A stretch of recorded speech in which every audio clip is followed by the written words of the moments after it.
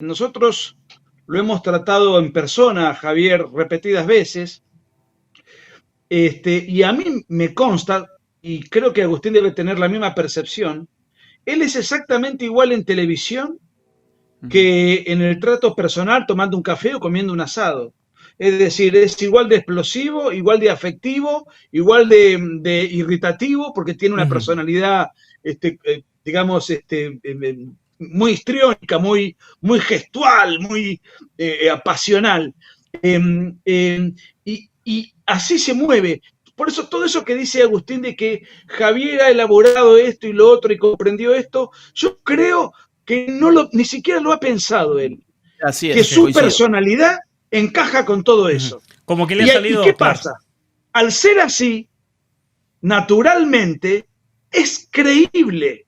En Ujú. un país en donde todos los políticos tienen coacheadores, peluqueros, tipos que te escriben el discurso, que te dicen sonreír para acá, mirá para allá, no digas esto, sonreí la cámara, mover los brazos así, y de repente ven un tipo totalmente fuera de toda sobreactuación y artificio gestual, con esa personalidad que también su estilo confrontativo y beligerante cautiva, sobre todo a los jóvenes, porque el voto joven arrasa, y es creíble, es así tal cual se lo ve en la televisión.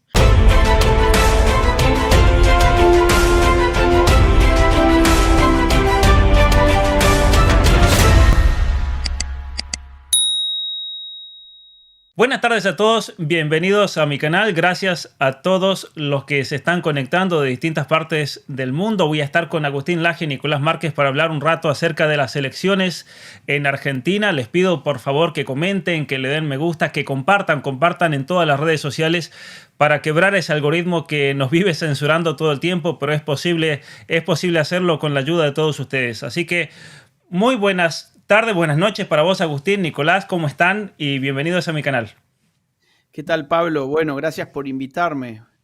Un saludo para toda la audiencia también. Nico, ahí acomodaste la cámara, muy bien. Estoy, buenas tardes, chicos. Buenas tardes a todos. Estoy forcejeando con el maldito trípode. Ya me voy a acomodar. Muy bien, bienvenidos a Este, todos. Los invitamos a darle me gusta, a compartir, a todos los que quieran dar un super chat. También de esa manera apoyan con nuestro canal. Gracias enormes. Bueno, vamos a ir directo al grano porque para Agustín, pobre, para vos son las 12 después de la medianoche ya en España, así que no te vamos a quitar más de media hora, así puedes ir a descansar. Acabas de terminar un Mira, vivo. ayer estuve hasta las 6 de la mañana, te Así cuento. es. No, y yo te estuve viendo Haciendo en el vivo. vivo. Yo decía, pero si aquí en Canadá son las 11 de la noche, ¿qué hora es en España? Decía yo, pobre Agustín. Ameritaba Así porque es. la verdad mira, estaba con tanta adrenalina. Hicimos un vivo con Nicolás Márquez, justamente con Nico y con Vicente Mazot.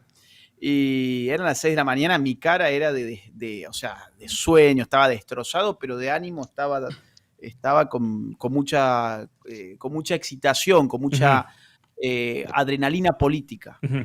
Bueno, a ver, vamos a ir directo al grano para que no se nos pase el tiempo, pero yo creo que ninguno de nosotros previó este mapa que estoy mostrando ahora aquí.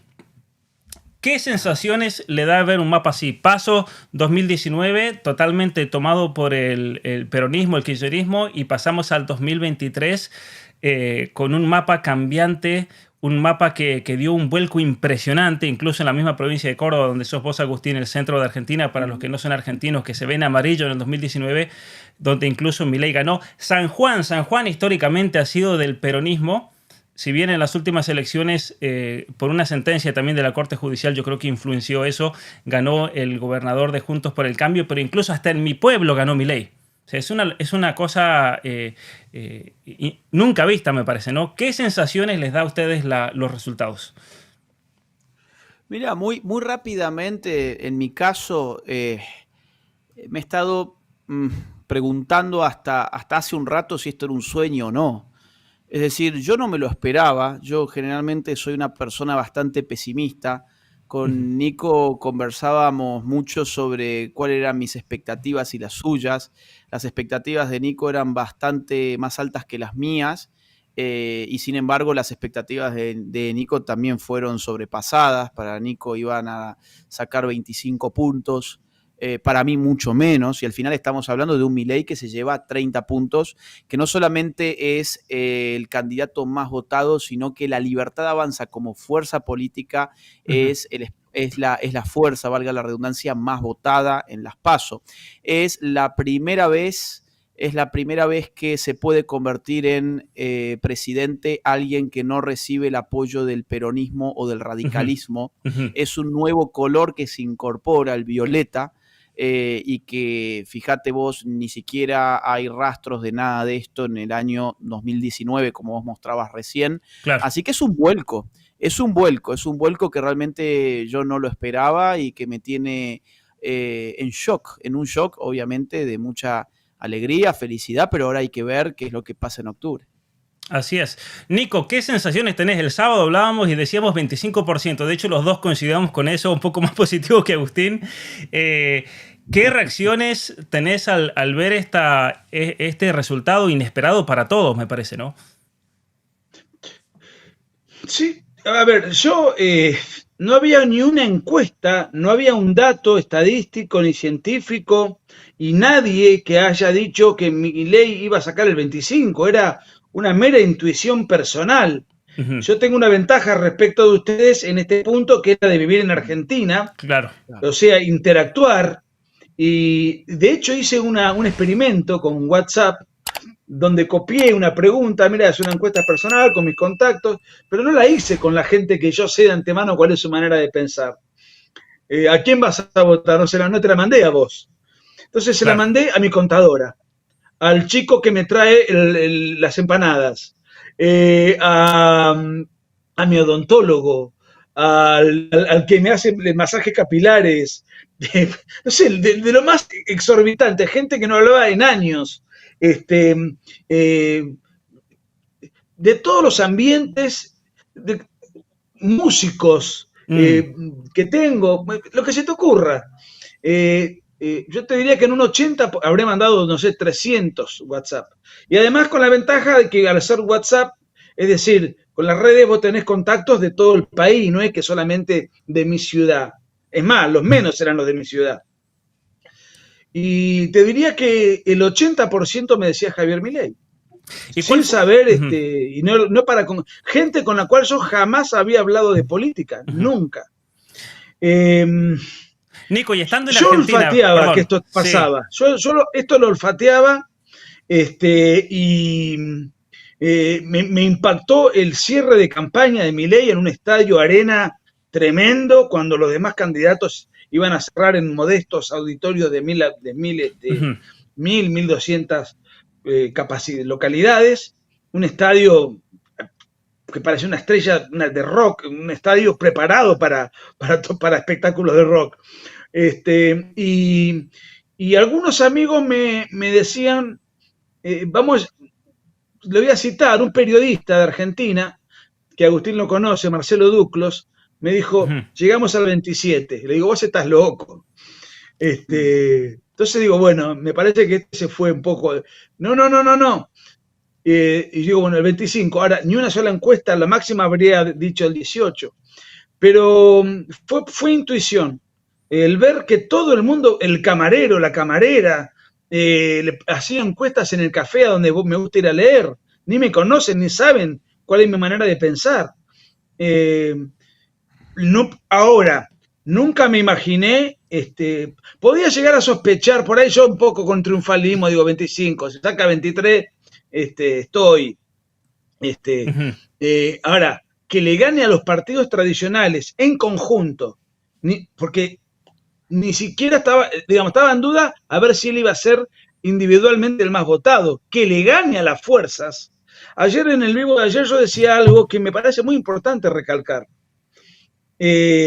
Tanto Juntos por el Cambio, que para que la gente entienda es un partido como lo que podríamos llamar derechita cobarde, más cobarde que derechita, y el kirchnerismo, el peronismo, son dos estructuras que con lo grande que es la Argentina, manejan intendentes, concejales, diputados, senadores, gobernadores, y vuelcan toda la estructura dineraria del Estado al servicio electoral. Es decir, de las elecciones, de los comicios, clientelismo, estructura. Ahora, Milei tiene una diputada y 3 legisladores porteños. Claro. Con O sea que chicos, adolescentes. el gobierno actual, básicamente lo que estás diciendo en la Argentina, pone la estructura con el erario del mismo Estado, hace toda la campaña, lo mismo pasó en la ciudad de Buenos Aires, donde está Juntos por el Cambio. Milei no tenía eso. ¿Y qué factores crees, especialmente Nico, que vivís en Argentina, pero Agustín también, qué factor explica esto realmente? ¿Fue el tema de la seguridad? ¿Fue el tema de... hemos visto muchísimas muertes recientemente, incluso algunas resonantes, una niña el martes pasado? ¿Fue la economía, el estado deplorable de la educación, la cuestión cultural? Todas estas juntas, ¿cuáles fueron los factores que explican una situación así y esta diferencia, no? Mirá, yo en mi caso Yo te diría que todo lo que vos has dicho... Perdóname, Agustín. Sí, adelante. Adelante. No, adelante. No, todo lo que ha dicho ha tenido su parte. Claro. Pero yo creo que lo que tiene Milei es, primero, que él propone cosas que relativamente son de entendimiento popular. A veces habla en un lenguaje encriptado, solo para entendidos, pero muchas veces en la televisión tiene la capacidad de explicar cosas que la gente lo entienda. Hoy hablaba de un ejemplo en un vivo anterior, que es como para que digo, Perón me dio el aguinaldo. Bueno, eso es una de las grandes estafas, decía Milei. O sea, encima él trata cosas que son sagradas para la cultura argentina como algo, como una estafa del político. Pero ¿cómo decir semejante barbaridad? Que el empleador te dé un sueldo más. Pero vos sos un idiota, porque además habla así. El empleador dice, este empleado me sale 10 pesos por año. En lugar de, se lo puedo pagar en 12 veces o con el aguinaldo se lo divido en 13 veces. Si querés yo te doy 3 aguinaldos más, te doy 15, te divido esos 10 por 15. Entonces, explicándotelo así por televisión, la gente empieza a entender. Con esa, pero entonces acá me están, la justicia social, el Estado presente, es decir, acá todos los políticos me hablan de estos conceptos y resulta que yo vivo y no tengo cloacas, no tengo agua caliente, claro. Tengo sí un puntero que me viene a extorsionar con un plasma de vez en cuando, con una bolsa de comida o con un plan social y con la boleta. Mi viejo no sabe ni leer ni escribir, no tengo obra social. Si se me cae un diente, se me cae el diente. Es decir, y todo lo demás es el Estado presente, la justicia social, Eva y Perón. Y yo creo que Milei ha logrado perforar esos mitos ancestrales que vienen de generación en generación. Hoy las redes sociales ayudan a muchos jóvenes a ver que el mundo es distinto. No es el barrio, la aldea empobrecida y no vas a conocer más nada que eso en tu vida. Y te dice, yo te quiero dar el poder y las herramientas para que dejes de ser un esclavo de los poderosos que hablan en tu nombre y son todos multimillonarios. Y además incurre en otras prácticas que después vamos a hablar, que para mí han sido muy efectivas para mostrarle a la gente cuánto gana un político, porque él sortea su sueldo, es decir, claro, te está diciendo mensualmente, te está diciendo, yo no vengo acá a buscar plata, porque el sueldo te lo estoy donando, te estoy devolviendo el sueldo que me paga el Estado. Primer punto, ya eso le da un nivel moral distinto al resto de los que van a la política a buscar beneficios económicos. Segundo punto, le muestra a la gente cuánto gana un diputado, que es mucho más de lo que gana un hombre de a pie.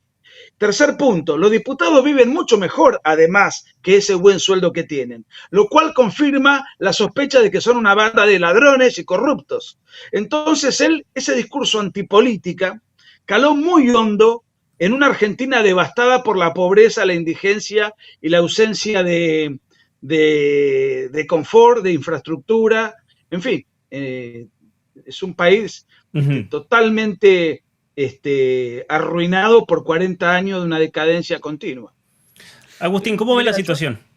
Yo eso sumaría algo. Yo creo que acá, o sea, un factor crucial para entender lo que pasó ayer es evidentemente la fulminante crisis económica que hay en Argentina. Estás hablando de un país que ya anda cercano a 150% de inflación anual, un país con más de 40% de pobreza, un país donde más de la mitad de los chicos no comen todos los días.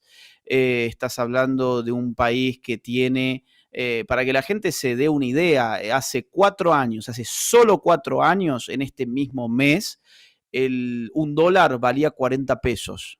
Un dólar costaba 40 pesos. Y hoy un dólar ya está casi cerca de 700 pesos. Es una Es un locura. país totalmente empobrecido, es un país destrozado económicamente, el riesgo país por las nubes, hemos superado el riesgo país de un país en guerra como Ucrania, por ejemplo, un país que espanta capitales, que destroza en impuestos la iniciativa privada.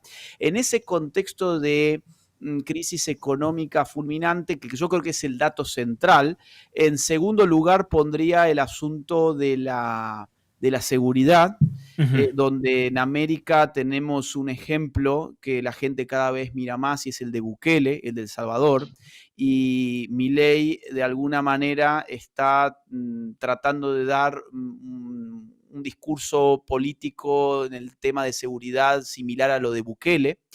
Y en tercer lugar, yo pondría ahí ya los temas de índole cultural que son más intangibles y que, sin embargo, Milei jamás ha cedido frente a ellos. Por ejemplo, la cuestión del aborto.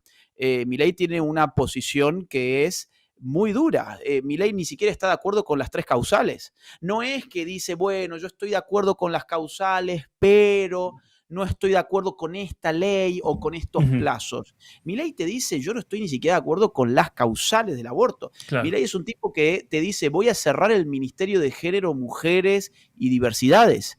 Milei hoy veía un reel, por ejemplo, de una entrevista que le hicieron hace algunos días, donde le preguntan, ¿y qué opinás vos de la identidad de género? Ujú. Y le dice Milei a la periodista, definime bien, ¿qué me querés decir con identidad de Claro. género? Y ya ahí se te das cuenta que la periodista empieza a balbucear porque no sabe ni qué es lo que quiere decir. Y Milei le dice, mira, a ver, si vos con eso querés decir que te podés autopercibir como un puma, es un Claro. problema tuyo, autopercibirte como un puma, pero no me lo impongas a mí con el Estado. O sea, lo que te digo es que en temas culturales, en general, Milei no ha cedido principios allí donde se supone que si no te arrodillás frente al feminismo, si no te arrodillás frente al LGBT, si no te arrodillás frente al abortismo, no tenés futuro político. Yo creo que eso por un lado explica el éxito de Milei, ¿sí? El contexto económico, y Ujú. Milei es aparte economista, el contexto de la seguridad y el desmadre cultural que hay en la Argentina.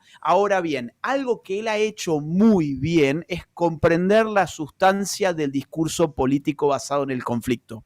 Milei ha sabido establecer y nombrar a sus enemigos, ha sabido dividir el campo social en dos, enemigos y amigos, y les ha dado nombre.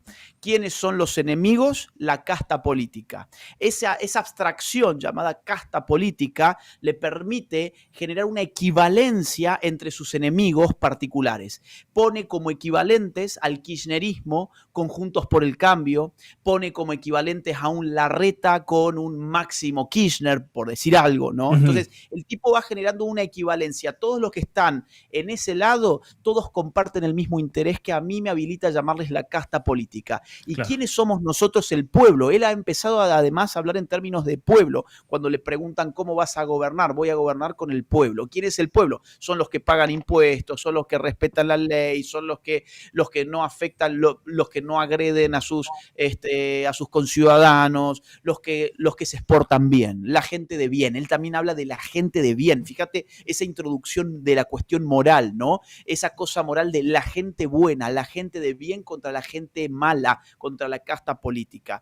Y yo te digo, ese discurso ha pegado muy bien en un país donde la oposición al kirchnerismo tenía un discurso muy soso, que era el discurso del cierre de la grieta. Claro. Milei viene a profundizar la grieta. Allí donde el macrismo y Juntos por el Cambio constantemente han tratado de seducir a sus enemigos y tratar de convencerlos de que por favor sean también amigos suyos. Milei se da cuenta, la política schmittiana es amigo-enemigo y a esto vamos a jugar, y eso le da épica a su discurso, le da épica que no tiene Larreta, que no tiene Patricia Bullrich, que no tiene Massa y que sí tiene Grabois. Claro, Grabois lo que no tiene es votos, pero sí tiene épica porque también sabe dividir el campo social y político en amigos y enemigos. Entonces, fíjate, Grabois y Milei hacen esa división, tienen épica. Massa, Bullrich y Larreta no dividen el campo social en amigos y enemigos y no generan nada. Bueno, acabas de mencionar dos cosas que a mí me parecen clave. Yo creo que los tres vamos a estar de acuerdo en que el eje central de la Agenda 2030 y por ende el Foro Económico Mundial, porque muchos están haciendo preguntas, bueno, pero Milei es pro Agenda 2030, es pro Foro Económico Mundial. Agustín, vos mencionabas dos cosas que me parecen centrales que le agregabas a lo de Nico. Él está en contra de todas las causales, absolutamente todas. Y ya sabemos y se sobreentiende de qué causal estamos hablando, no decimos la palabra para que no nos censuren y nos cierran este video, porque me ha pasado ya, le ha pasado a Agustín, le ha pasado a Nico, pero él está totalmente en contra de ese pilar de la Agenda 2030, del Foro Económico Mundial, y está totalmente en contra de la ideología de género, que es el otro pilar de la Agenda 2030 que se encuentra en el objetivo 5, en el objetivo 3 y en el objetivo 10. Y en varias veces te dicen que para que se dé la Agenda 2030 y se cumpla, se tiene que dar la cuestión del género. Entonces, tenés un político, en el caso de Milei, que está totalmente en contra de esos dos pilares. ¿Qué respuesta tienen para la gente que está cuestionando en estos momentos diciendo que Milei representa la Agenda 2030 o representa? Porque es un cuestionamiento válido, es una pregunta válida y es una pregunta que hay que saber, me parece, responderla bien porque se viene la primera vuelta en octubre y la gente tiene que saber qué vota también, ¿no? Mira, Pablo, yo quería agregar algo a lo que decía Agustín, que tiene que ver con lo siguiente. Nosotros lo hemos tratado en persona, Javier, repetidas veces. Y a mí me consta, y creo que Agustín debe tener la misma percepción, él es exactamente igual en televisión que en el trato personal tomando un café o comiendo un asado. Es decir, es igual de explosivo, igual de afectivo, igual de irritativo, porque tiene una personalidad, digamos, muy histriónica, muy gestual, muy pasional. Y así se mueve. Por eso todo eso que dice Agustín de que Javier ha elaborado esto y lo otro y comprendió esto, yo creo que ni siquiera lo ha pensado él. Así es, que su personalidad encaja con todo eso. Como que le ha salido. ¿Y qué pasa? Al ser así, naturalmente, es creíble. En un país en donde todos los políticos tienen coacheadores, peluqueros, tipos que te escriben el discurso, que te dicen sonreí para acá, mirá para allá, no digas esto, sonreí la cámara, mové los brazos así, y de repente ven un tipo totalmente fuera de toda sobreactuación y artificio gestual, con esa personalidad que también su estilo confrontativo y beligerante cautiva, sobre todo a los jóvenes, porque el voto joven arrasa, y es creíble, es así tal cual se lo ve en la televisión. Ese es un dato que me parecía importante destacar en un país donde la gente está harta de todos estos farsantes. Y respecto de la Agenda 2030, yo te diría lo siguiente. La gente que le cuestiona a Milei ser parte de la Agenda 2030, yo no creo que debe ser el 0,1% del electorado. Nadie sabe en la Argentina qué es la Agenda 2030. Pero aún así, ¿por qué se le atribuye a Javier ser parte de esa agenda? Porque hay una foto de Javier en el foro de Davos donde fue invitado. Pero ser invitado, si a mí me invitan, voy. Y yo voy a decir lo que yo pienso. Es decir, ¿qué fue lo que dijo Javier en el foro de Davos? Sinceramente no lo sé, pero el haber estado ahí no lo convierte en cómplice ni en ser un agente de esa agenda. También fue Donald Trump. Dio un paper de economía, de hecho. A nosotros. Sí, sí. Bueno, dio un paper de economía. Te invitan y vos vas. Ahora, después, ¿cuál es tu posición, tu postura?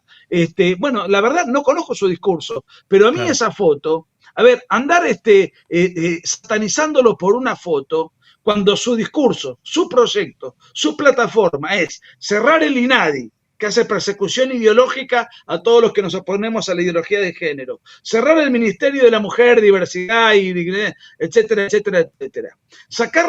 Cerrar el INCA, que es el organismo estatal que financia las películas, que son una parte de la industria cultural progresista, que ya lo dijo. Bueno, y así sucesivamente. Uy, no puedo, esta cámara me tiene a maltraer, perdón. Bueno, es decir, a ver, yo voy, esta es su propuesta, este es su proyecto. Por supuesto que hay aspectos en los cuales uno puede no coincidir. El más polémico que ha desatado es el de la venta de órganos, pero eso fue al pasar en un comentario radial, no forma parte de su plataforma, no es un proyecto de ley, es una opinión que no va a aplicar como diputado o como funcionario en el rol que le toque. Y por eso lo mataron. ¿Y quiénes lo mataron? Los tipos que aprobaron el aborto. Y yo estoy en total desacuerdo con la venta de órganos. Claro. Pero me parece mucho menos grave yo tener la libertad de vender un riñón, estoy en desacuerdo, que matar un bebé. Entonces los que se rasgan la vestidura por la venta de órganos son los mismos que votaron el aborto, el genocidio infantil prenatal. Claro, claro. Yo, aparte, digamos, vamos a ver, yo le he hecho una entrevista a Javier hace algún tiempo y le he preguntado por la Agenda 2030. Y está totalmente en contra. Y hay otras entrevistas donde le preguntan por el foro de Davos. No tendrás nada y serás feliz. Y está totalmente en contra. O sea, no hace falta especular mucho, hace falta ir a ver esas entrevistas. Y es que no puede estar a favor de la Agenda 2030 cuando la Agenda 2030 es una agenda socialista.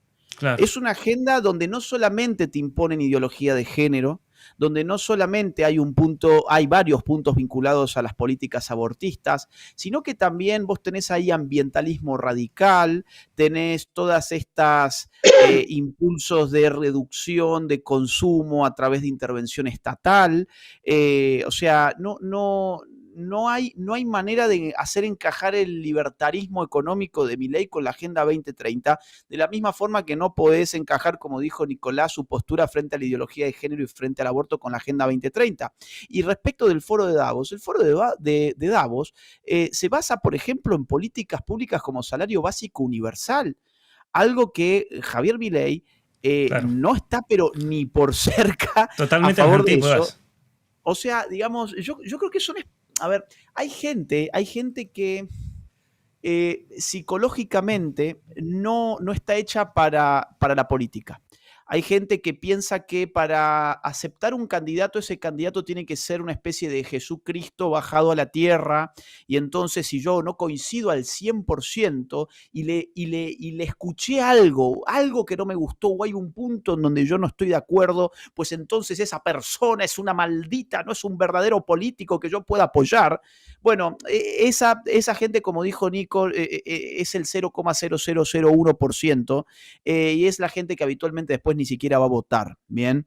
En política no vas a tener opciones óptimas, nunca. Vas a tener opciones mejores que otras. Algunas son mucho mejores, algunas son un poquito mejores y algunas lamentablemente son indistinguibles. Claro. En este caso, por lo menos desde que yo puedo votar, es la primera vez en Argentina, yo tengo 34 años, es la primera vez que yo puedo votar una opción, ¿sí?, que es sustantivamente mejor, abrumadoramente mejor en términos de la coincidencia con mis ideas políticas que el resto de los candidatos.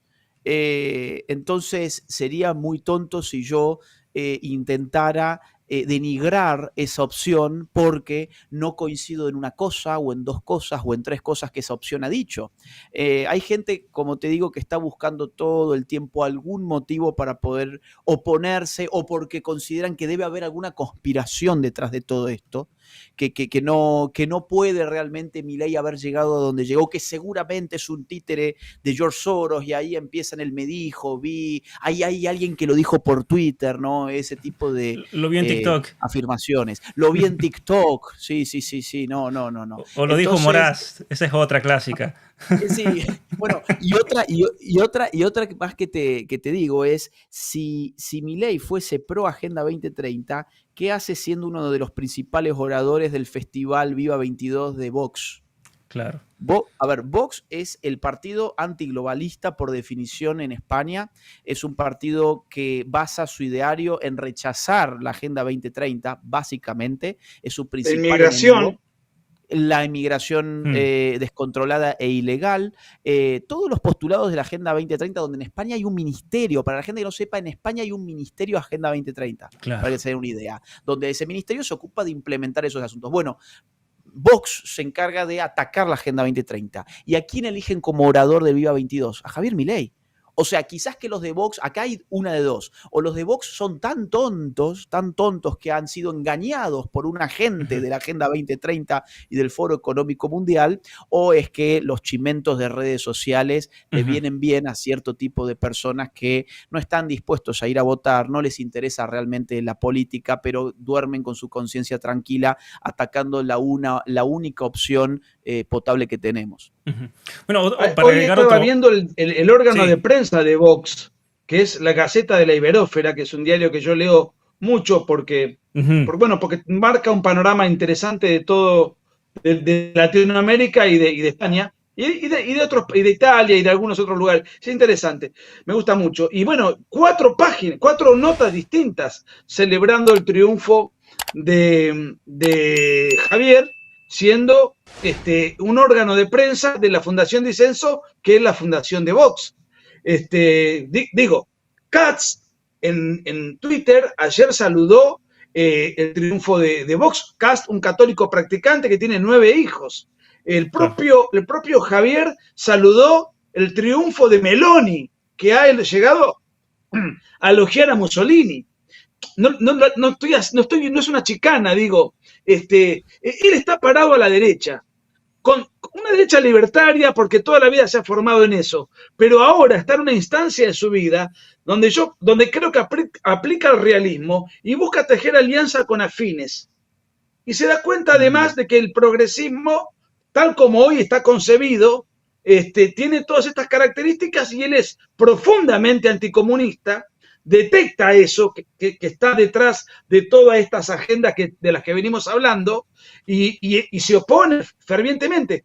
Yo creo que con argumentos que podrían ser mejores, pero no le puedo pedir todo. Claro. Que sea el dirigente, el orador, el ideólogo, el que arme el plan económico, el que...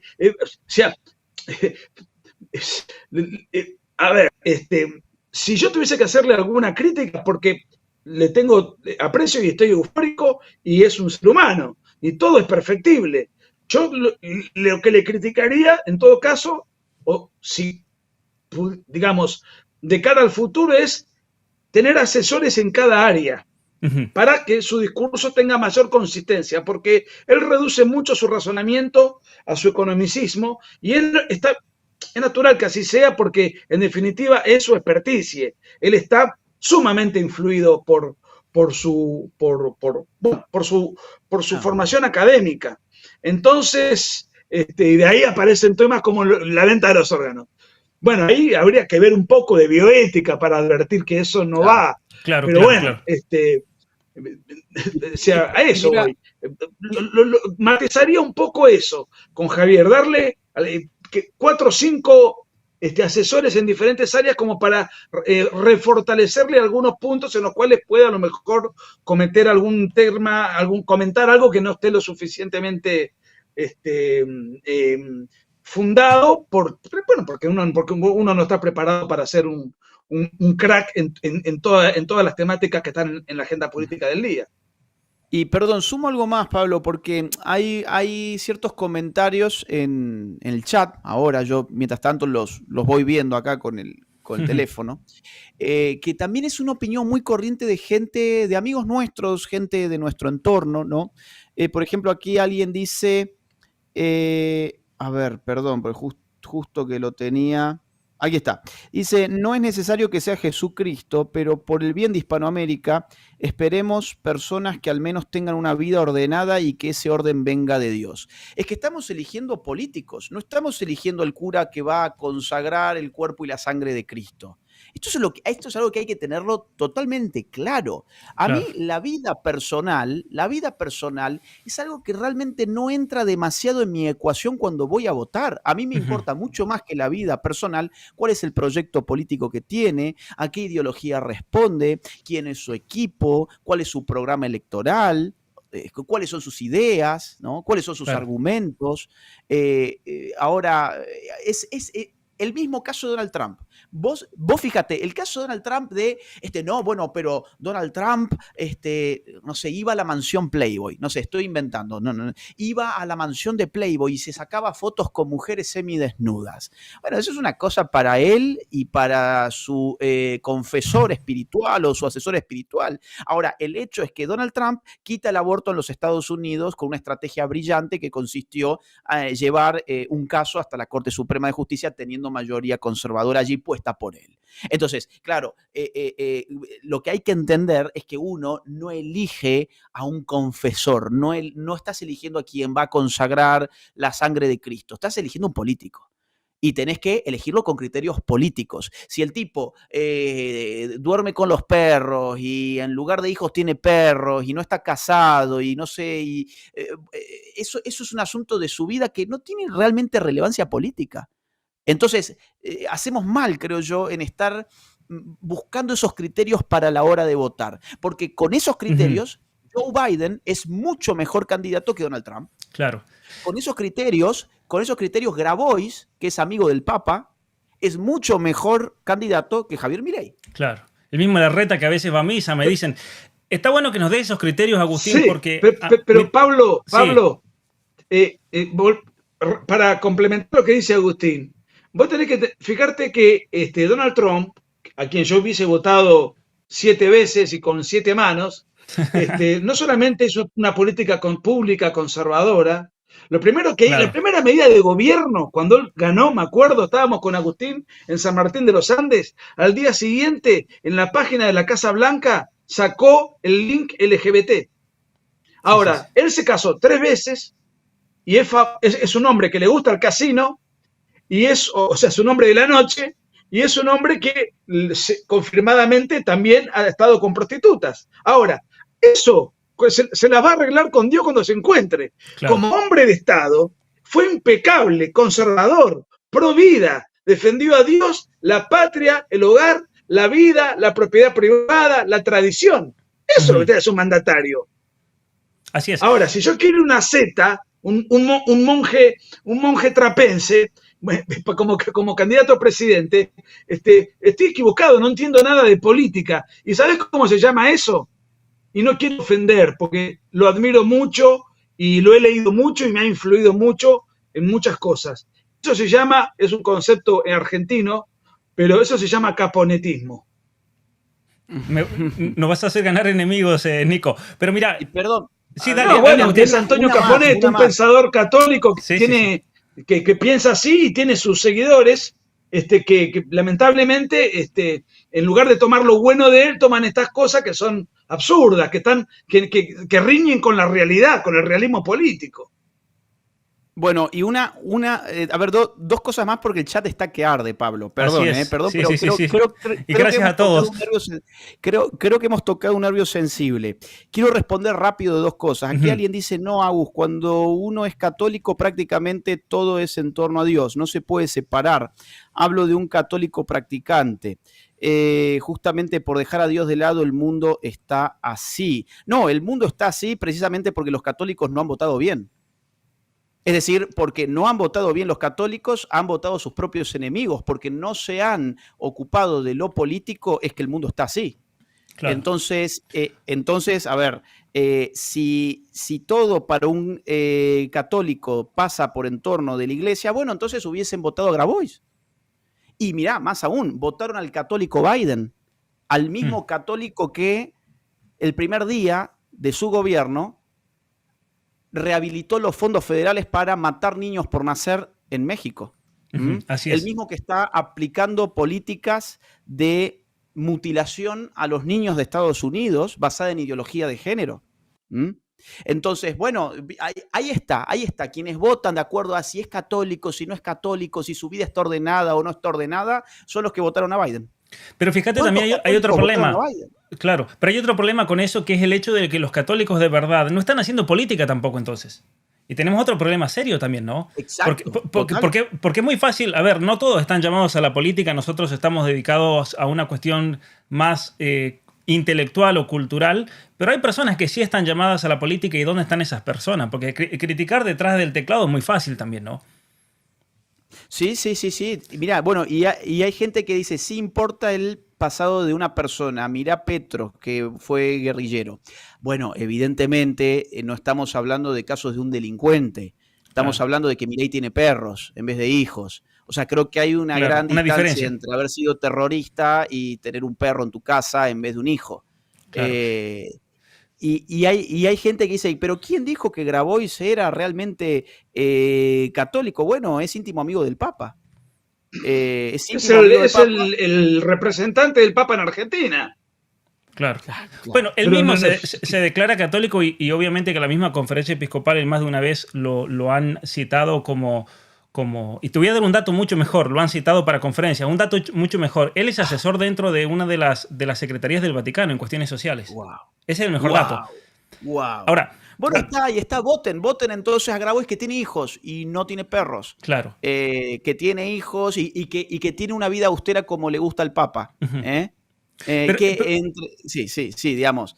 Y hasta donde entiendo, Milei también tiene una vida austera, ¿eh? Digo, claro. no tiene mucho que ver con el tema, porque a mí la cosa de cómo es su vida personal, a mí en política me importa el tema político.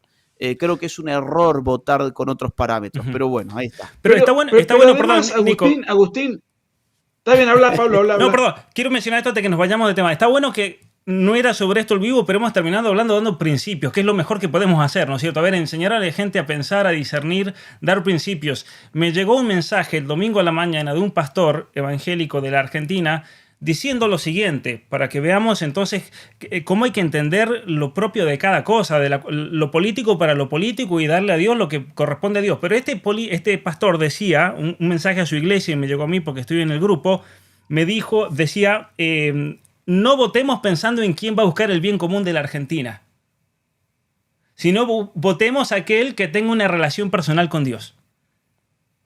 O sea, un disparate total, básicamente. Entonces, para que la gente, para dar criterios realmente, sí es importante. Si tenemos un político que tiene una relación personal con Dios, que es una persona practicante, creyente, todo perfecto, de 10.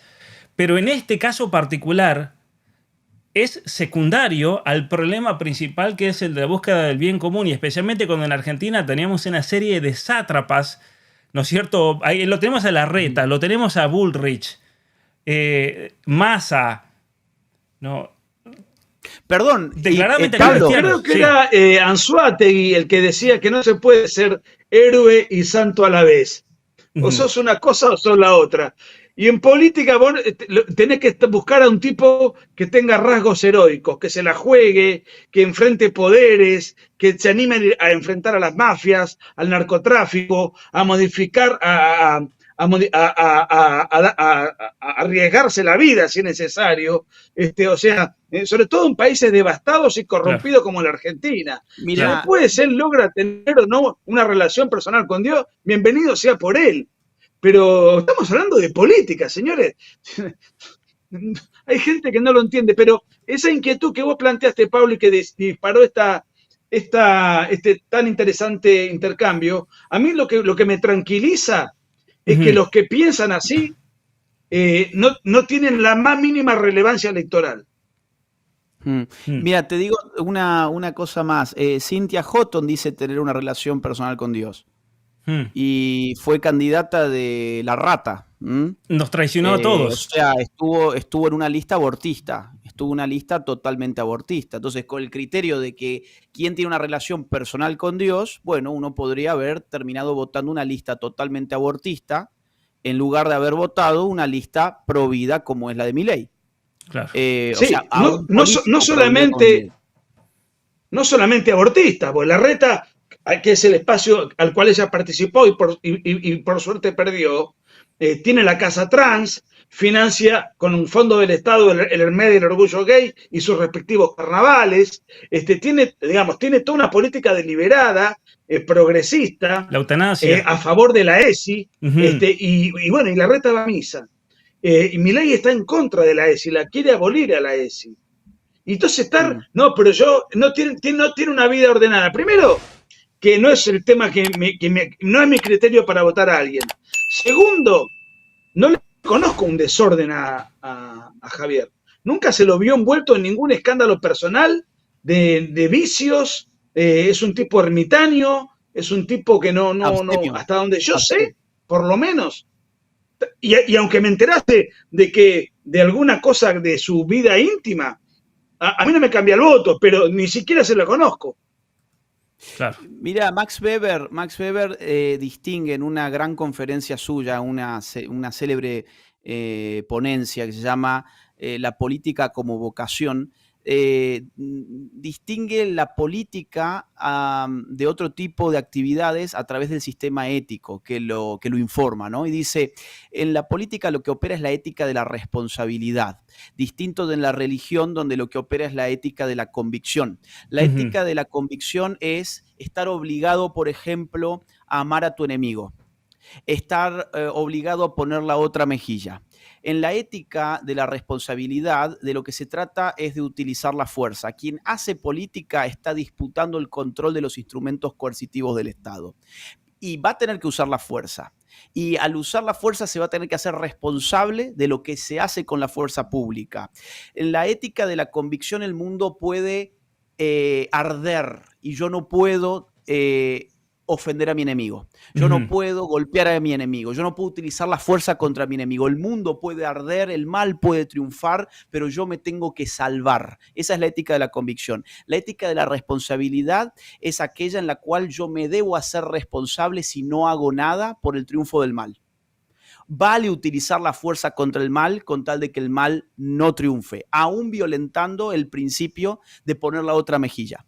Entonces, esto que es un razonamiento de Max Weber, para mí es muy claro, es lo que me distingue el campo de la política del campo de la ética religiosa. No podemos votar políticos con ética religiosa. No podemos votar políticos bajo una idea de que su vida personal debe ser así, asá, que tiene que comulgar tal o cual día, que tiene que ir a tal o cual iglesia. Porque esos políticos, en primer lugar, ya no existen más. Sí, prácticamente que no existe más, como vos lo marcabas, Pablo, no hay políticos de ese tipo, y los que ha habido no han sacado ni un 1% de los votos. O sea, ni los propios católicos están dispuestos a votar eso, ni los propios católicos, porque Gómez Centurión, recordemos que hace 4 años sacó 1.5%. Es un gran amigo nuestro, ha hecho una patriada, ha hecho lo que pudo, lo que estaba en sus manos, pero todo ese mundo católico que dice votar por las vidas ordenadas de las personas, ¿dónde estaban? ¿O es que acaso es 1,5% del público católico en Argentina? Claro. Incluso fíjate que en esa época muchos católicos pusieron ese falso dilema que si votamos a Centurión, entonces vamos a dejar de apoyar a Macri y por lo tanto va a ganar Alberto Fernández. ¿Y qué terminó pasando? O sea, si toda esta gente votase en conciencia y de verdad hubiera ganado Centurión y no tendríamos los problemas que tenemos hoy en día, ¿no? Miren, Agustín, yo sé que tenés que irte, así que andate cuando quieras, pero me gustaría... Tranquilo, me quedo 10 minutos más, que Dale. Ya van a ser la 1 de la mañana, entonces en 10 minutos me voy. Agus, cuando quieras, por favor. Gracias a todos los que se están uniendo. Los invito a todos a darle me gusta, a compartir este vivo. Con Nico nos vamos a quedar un rato más que después de que se vaya Agustín. Gracias a todos los que están donando por el superchat, a todos aquellos que quieran donar. Gracias por mantener el canal. Hay una pregunta central aquí, que yo, bueno, a ustedes también lo hemos hablado en otras ocasiones en la gira el año pasado en México, cuando ni siquiera pensábamos, ¿se acuerda que decíamos iba a ser la tercera fuerza política, con que llegue el balotaje ya va a ser un logro gigante? Ahora estamos hablando de la posibilidad de que va a ser el presidente, es posible. Incluso Milei esta mañana estaba hablando de que quiere ganar en primera vuelta, quiere envalentonar al pueblo para que vayan todos a votar, ese 30% o 31% de indecisos que lo voten, y que es posible, obviamente, que llegue a la primera vuelta. Yo creo que sí es posible hoy en día. Vaya a saber. Pero Milei no tiene una estructura política como los partidos políticos tradicionales. No tiene mayoría en el Senado, apenas va a tener un puñado de senadores, apenas va a tener unos pocos diputados. ¿Qué va a pasar en una situación así? Porque es un problema real, ¿no? Bueno, eso es una pregunta bastante difícil de desentrañar. Yo creo que lo hablábamos ayer, él va a tener que elaborar a medida que se acerque efectivamente al poder y al poder concreto y las posibilidades de ser presidente como las tiene en alta dosis se vayan consolidando y acercando, él va a tener que tener una suerte de explicación clara acerca de cómo es que va a gobernar y va a hacer los cambios radicales que tiene que hacer y que la Argentina necesita y que yo comparto, pero va a tener que enfrentarse contra los sindicalistas, va a tener que enfrentarse contra los actores, va a tener que enfrentarse contra la casta que va a perder privilegios, de los 28 ministerios piensa dejar 7, va a tener que enfrentarse contra... Eso va a ser épico. Bueno, contra un sinfín de situaciones, va a querer reformar, ya lo dijo, reformar la ley de defensa nacional para que los militares puedan combatir el narcotráfico en la calle, va a tener, y él, digamos, él lo que dijo que, primero, el pueblo le dio el poder para hacer esas reformas, correcto, pero esas reformas no las hace el pueblo tan alegremente, tienen que pasar por el Congreso, muchas de ellas.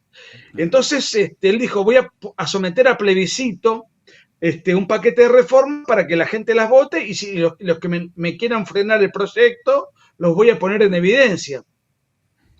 Está bien, lo podés hacer, claro. pero si de todas maneras la casta persiste en inmovilizarte las decisiones políticas, bueno, él dijo que va a exacerbar el gasto público al extremo y con eso le va a echar la culpa a la casta de no hacer las reformas, porque él sí puede disponer cuánto quiere de gasto público, cuánto necesita y a la miércoles. O sea, tiene herramientas, pero no le va a resultar fácil.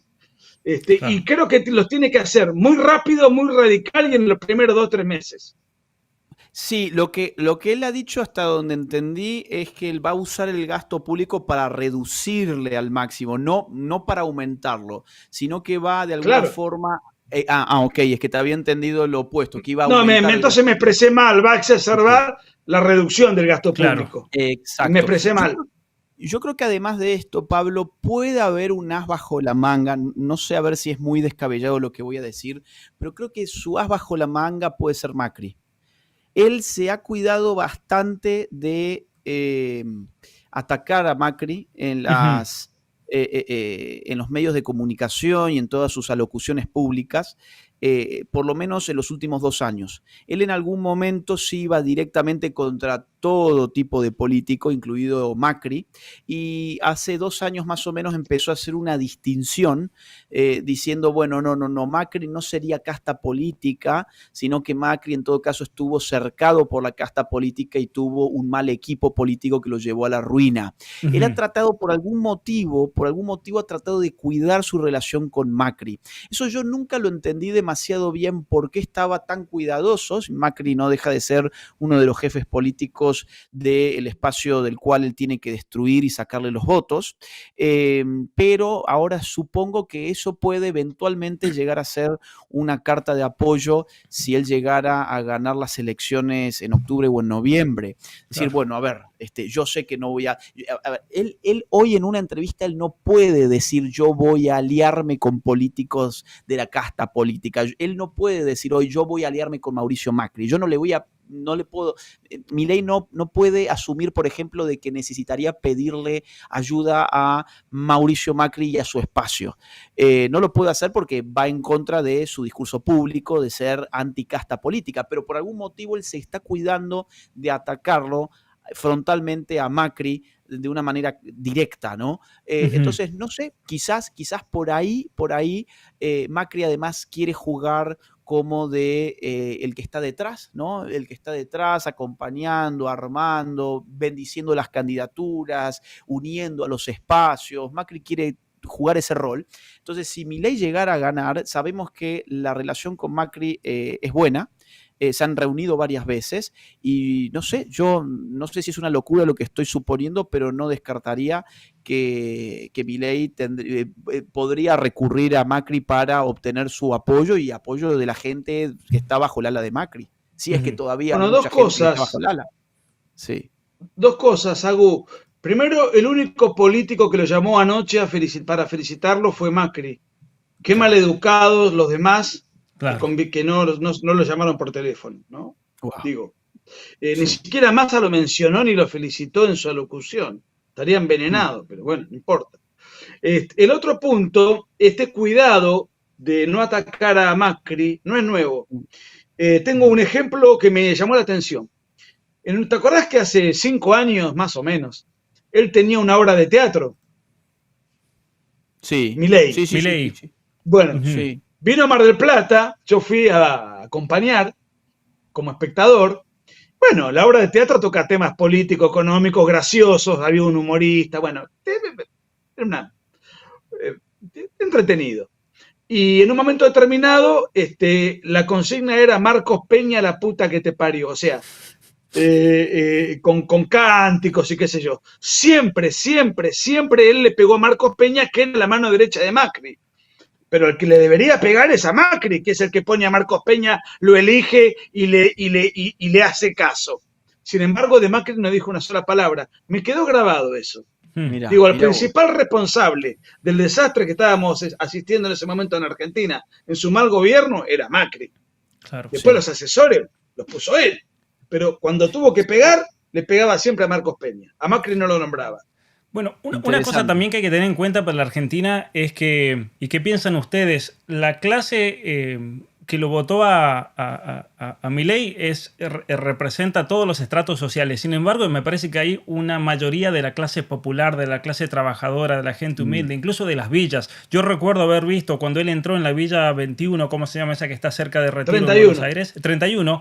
Y fue una cuestión que no se podía caminar de la cantidad de gente que salió a saludar a Milei y todos cantando, ¿no? Entonces, ¿creen ustedes que a pesar de no tener el aparato político, bueno, va a tener que hacer alianzas ciertamente para poder gobernar? Pero por otra parte, si un político en Argentina cuenta con el respaldo de la gente, ¿puede de esa manera evitar un levantamiento de la izquierda? Porque mi temor, y les voy a ser sincero, mi temor es que llegue Milei al gobierno y la izquierda le organice una revolución como pasa en todos lados, ¿no? O sea, pero ¿cómo se podría frenar eso? Se podría frenar si el pueblo está con Milei, ¿no? Especialmente las clases populares. Sí, pero no creo yo que... Mira, el pueblo que vota a Milei es creo yo, ¿no? Más allá de las clases populares. A las clases populares tenés que arrearlas. Toda esa gente que vos ves, clases bajas que están integrando manifestaciones, son todos arreados. Partamos por ahí. Yo no me veo a Milei arreando clases populares para llevarlas a una manifestación. Realmente no lo veo en ese rol. Los votantes espontáneos los votantes de clase media de Javier son personas que no le gusta la actividad política en general. Van de vez en cuando, cada tantos años, a un cacerolazo. Muy bien, no saben ni qué hacer en un cacerolazo, están pegándole a una olla con una bandera argentina. Y después se van a sus casas y no ha pasado nada. Yo no me veo a esa gente saliendo a enfrentarse a un piquete de la izquierda en una especie de guerra civil, ¿no? donde se arman una confrontación abierta entre los votantes de Milei contra los movimientos piqueteros. ¿Por qué? Porque unos tienen huevos y otros no les gusta el conflicto. O sea, estos movimientos piqueteros, aparte, viven de eso. No es que solamente tengan huevos, es que viven de eso. Claro. Viven de eso, viven del conflicto, ya es un modo de vida, ellos están acostumbrados a dañarle el día a las demás personas, los movimientos sociales, los arreados, viven de eso, ese es un modus vivendi. En cambio, la persona de clase media, esas cosas no le gustan y no va a ir a poner el cuerpo para agarrarse a las trompadas contra uno de estos especímenes. Entonces, esa salida me parece muy épica, ¿no? La idea de pensar la sociedad civil va a defender al nuevo gobernante y va a ir a enfrentarse cuerpo a cuerpo contra los elementos subversivos, pero no la veo, no creo que eso vaya... Yo te diría esto, hace un tiempo en una conversación en Chile, escuché a alguien, un político exaltado, en una mesa, digamos 5 o 6, se había armado una discusión. Para ellos Chile está devastado, reventado, digo, al lado nuestro son Noruega, ¿viste? Y dicen, este país solamente lo puede salvar un presidente que esté dispuesto a salir del poder, o vivo, o preso, o muerto. O sea, se necesita alguien temerario. Yo creo que Milei es temerario. Temerario es alguien que tiene una característica distinta de la del valiente. El valiente siente miedo y avanza. El cobarde ante el miedo se paraliza. Los dos tienen miedo, pero el valiente avanza. El temerario no tiene miedo, está medio loco. No le quiero dar créditos al libro que atacamos el otro día con Agustín. Tiene características, digamos, de donde realmente yo a Milei lo veo con una tremenda fe religiosa. Él cree que tiene una misión. Él no le veo con miedo. Está encarando todo lo que puede, a todos los sectores, a todas las corporaciones, y si tiene que declarar el estado de sitio, mandar a las Fuerzas Armadas, mandar a reprimir a la policía o a la gendarmería, yo creo que lo haría. O sea, Argentina necesita un tipo así. Total, a los grupos de derechos humanos los tienen en contra. Ahora, vos tenés un Macri, un Larreta, bueno, claro. No salimos más del tema. Ahora, necesitamos un tipo que esté dispuesto con una firme convicción, como lo es él, a defender con uñas y dientes, a tomar las decisiones que tenga que tomar dentro de la ley y a bancársela. Y si hay muertos, hay heridos, y bueno, es parte del combate.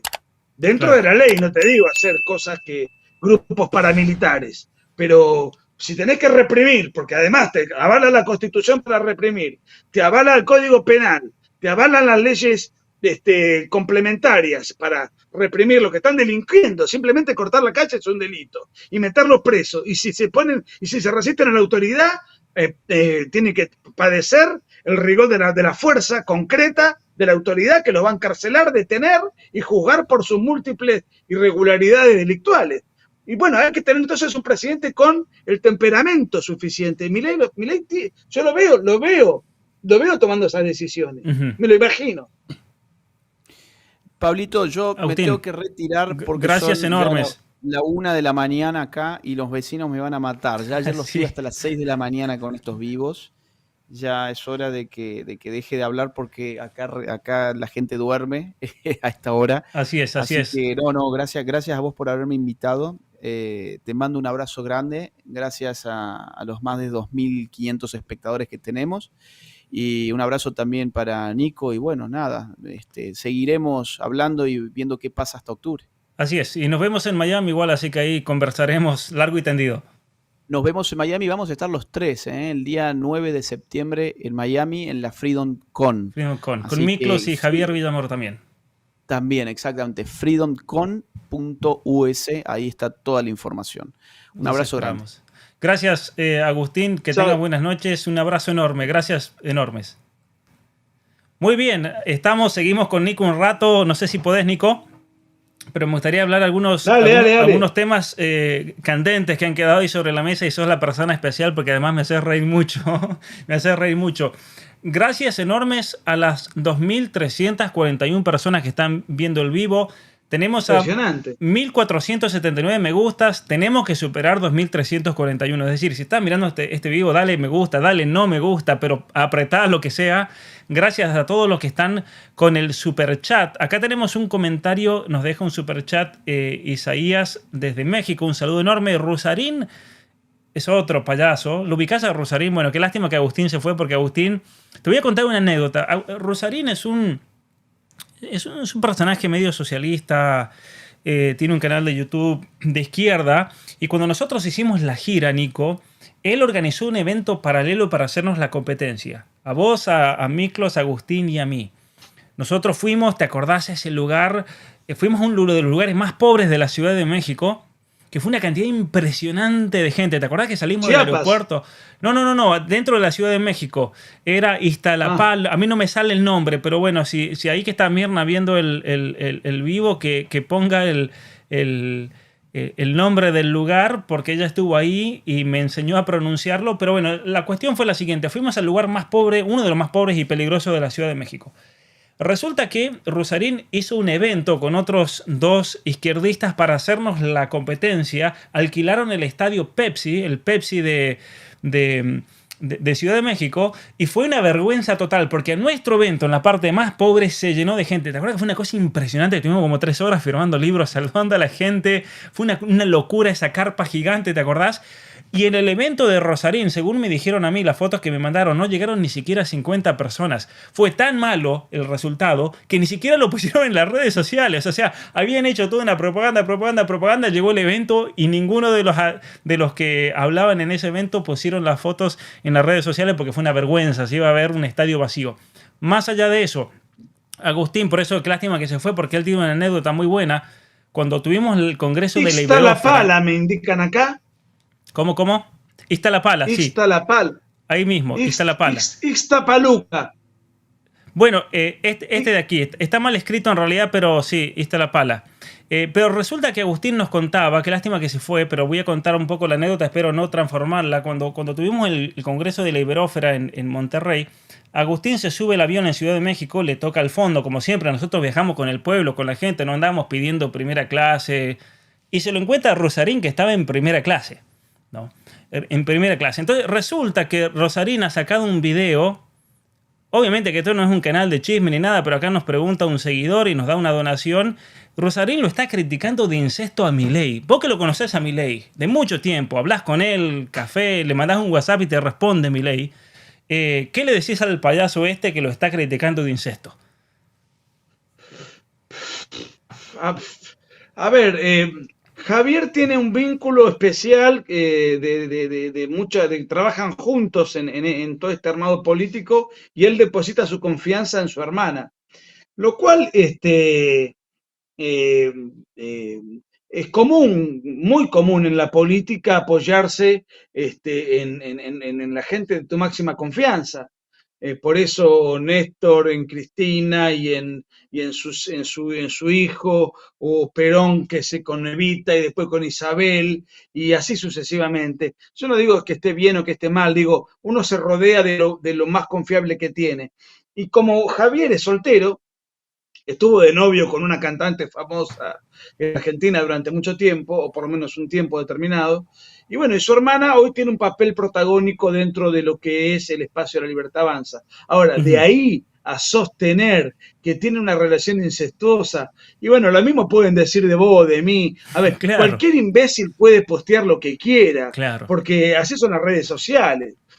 O sea, no, ¿qué le voy a contestar? A ver, que muestre una sola prueba, que diga de dónde lo sacó, y entonces lo charlamos. Pero si cada tontería que postea un internauta menor que no tiene ningún otro propósito que entorpecer o molestar un poco o confundir a los que nos están mirando, bueno, lo tomo como un mosquito. ¿Qué haces con Claro. un mosquito? Si tenés una palmeta o una cucaracha, la pisás. No lo podemos pisar porque es alguien que está virtualmente Ujú. ahí molestando, pero yo diría dejarlo pasar. Porque, Si dice que tiene sexo con los perros, estamos en la misma. ¿Y qué querés que te conteste? Son claro. invenciones de este sujeto. Claro, y lo importante aquí, y para que la gente entienda, a ver, que un personaje venga y que tenga miles de seguidores, cientos de miles, póngale millones de seguidores, eso no lo hace que sea una persona que hable con fundamentos, que hable de manera contundente, de manera objetiva, que pueda dar pruebas, ¿no? Porque una cosa es hablar por hablar y decir chismes simplemente para generar likes, para generar vistas, para generar sensacionalismo, pero es un payaso estafador vende humo. Y otra cosa es argumentar absolutamente todo lo que uno dice. Y si uno va a hacer una afirmación de la que sea, tener un fundamento y poder corroborarlo después, para que ustedes después puedan ir y chequear lo que uno dice. Y yo creo que eso es lo que nos distingue muchas veces de tantos otros que se las dan de youtubers. Yo vendría a decir que nosotros no somos youtubers. Porque mira el caso de Agustín ahora, que es tremendo realmente el crecimiento. Llegó a 2 millones o está por llegar o ya llegó hoy a 2 millones de Ya seguidores. llegó anoche. Llegó anoche a 2 millones de seguidores, gracias al apoyo de la gente. Pero Agustín ha llegado por mérito propio. ¿Sí? Agustín no ha llegado ahí por ser una especie de chimentero, ¿no? O de hablar sin fundamentos, como esos pseudo periodistas. Ahí estaban mencionando todo el tiempo a un pseudo periodista que se la da de atacar a todo el mundo, pero inventa todas sus fuentes. Nunca te va a mostrar una fuente, una prueba de nada. El tipo opina sobre todo, pero lo hace simplemente para confundir. Y aquí viene el tema, que la gente tiene que, y todos ustedes y todos nosotros, tenemos que tener discernimiento al momento de manejar cualquier tipo de información. Por ejemplo, lo primero y lo más básico, si alguien me dice eso, veo un video de Rosarín hablando de cualquier payasada. Bueno, el tipo me dio un fundamento, me lo argumentó, tiene lógica, tiene pruebas, ¿no? Porque si no, ¿para qué estás hablando? Es un vendehumo estafador que simplemente está buscando me gusta si está enojado y le arde porque ganó Milei. Notoriedad. Notoriedad. Hablando de ardidos, ¿sabés que hay varios cantantes famosos? Está esta Lali Espósito, furiosos con que han ganado Milei las elecciones. ¿Por qué tanto miedo? ¿Por qué tanto escándalo? Porque tampoco no creo que tengan miedo, simplemente es un ir a las redes sociales y tratar de crear alboroto. Pero, ¿qué pasa? ¿Tienen miedo de que les va a sacar la subvención pública por la cual ellos pueden financiar su intento de hacer un aporte a la cultura? ¿O qué está pasando ahí? Mirá, la farándula está conformada por un espectro sociocultural semiculto. Son cantantes pop, bailarines para la plebe, o sea, Lali Espósito es una chiquilla de moda. Yo no la conozco, si me la pones, no la reconozco, no escucho esa música. Y Milei dijo, no sé quién es, yo escucho a los Rolling Stones. Esa fue la respuesta que le dio Javier. No tiene entidad, podrá influir en... A ver, creo que ella está vinculada con el colectivo de actrices, palabra que odio, el colectivo de actrices se usa ahora, el colectivo de actrices, los pañuelos verdes, los que atacaron a Juan D'Artés, es decir, toda esta runfla, ella creo que está muy vinculada y entonces claramente manifiestan ese tipo de cosas bah, sin ningún tipo de argumento ni fundamento. Pero no le daba miedo que pudiese ganar un personaje como Sergio Massa, que es ministro de Economía de una presidente condenada por delincuente. No le daba miedo que pudiese ganar una persona que tuvo vínculos explícitos con la guerrilla montonera que mataba gente y metía bombas, como Patricia Bullrich. No sé si ella lo ha hecho o no, pero que perteneció a esa organización, sí. Claro. Entonces, no, le da miedo a alguien que dice alguna palabrota o ha dicho alguna palabrota explosiva en algún programa de televisión. Lo que Claro. pasa que, bueno, a ver, son comentarios del buen progresista de manual primario, precario. Pues esa muchacha nunca ha leído un manualcito básico. Repite lo que más o menos el establishment farandulero sostiene en sus canales de televisión o en sus expresiones públicas. Son de manual, son faranduleros del sistema, a los cuales hay que combatir sacándoles todo tipo de subsidio cultural. Hay que erradicar la Secretaría de Cultura. Que cada Claro. persona que se dedica al arte se gane la plata como hacemos nosotros. ¿A vos qué Secretaría del Estado te financia tus libros, tus Jamás, ni uno, investigaciones? ni uno, nadie. A ver, La gente. tus sponsors son tus lectores. Eso, la gente que nos apoya, la gente que está aquí en el chat. Son una casta privilegiada. Son una casta privilegiada los faranduleros, los actores, son corporativos, si atacan a uno, todos se unen en Claro. defensa, son una lacra, ¿viste? No me parece mal que alguien arriesgue, haga una película y si mete gente en el teatro, me alegro por él. Y si se funde, que se joda como cualquier hijo de vecino. Como me pasaría a mí si estoy 2 años escribiendo un libro y vendo 8 libros. Y Claro. bueno, es un pésimo negocio. Son las cosas de la vida, es arriesgar. Pero estos tipos, estos sátrapas, tienen toda una cobertura de presupuestaria, que pagamos nosotros sin escuchar a Lali Espósito o sin ver las películas de los actorcitos progre Así es. de moda, los galancitos de moda o las bataclanas de moda, ¿viste? Claro. Fíjate como dice Encima que aquí. tenemos que soportar sus opiniones incultas e infértiles, le tenemos que pagar el sueldo. Además opinan como si supiesen algo. Acá Claudia comenta, Lali Espósito se le acaba el sponsor del Estado, sola no llena ningún estadio. Eso pasa con cuántos pseudo académicos, pseudo filósofos, ¿no? Fíjate, mira, este fue el tweet, me voy a tapar a mí, para no taparte a vos, Nico. Qué peligroso, qué triste. Comentó anoche cuando estaban saliendo los resultados. Y alguien le dijo... USD Termo, un saludo enorme a ese tuitero. Lali, hace algunas semanas carnearon a una mujer. Esto es un hecho que pasó en Argentina. Se la dieron a comer a unos chanchos. Fue de hecho un grupo de gente asalariada por el Estado de la provincia de Chaco en la Argentina. Se la dieron a comer a unos chanchos y no te vi tirar ni un solo tuit a la supuesta feminista del colectivo de defensa de la mujer. Ahora, Pero Milei saca el 30-31% en ese momento y sale a decir qué peligroso, qué triste. Es una payasa realmente, es una payasa como todos estos payasos que viven del Estado, todos estos pseudofilósofos. Fíjate, te voy a contar otro dato que vos lo conocés bien seguro, Nico. Cuando estuve hace poquito en México, después de la conferencia en Chihuahua, me fui al aeropuerto de México, tenía varias horas de espera, me fui a la librería. Estaba la librería esta del Fondo de Cultura Económica. Y a quién me encuentro de entrada todos los libros. No te voy a decir el nombre porque lo vas a adivinar seguro, pero qué libros estaban todos puestos apenas entras en una tarima de promoción para que todo el mundo que pase por la entrada de esa librería los vea. Tiene que ver con el Che Guevara, el autor. Ah, Paco Ignacio Taibo II. Ese mismo, Pero, ese mismo. pero ¿sabes por qué?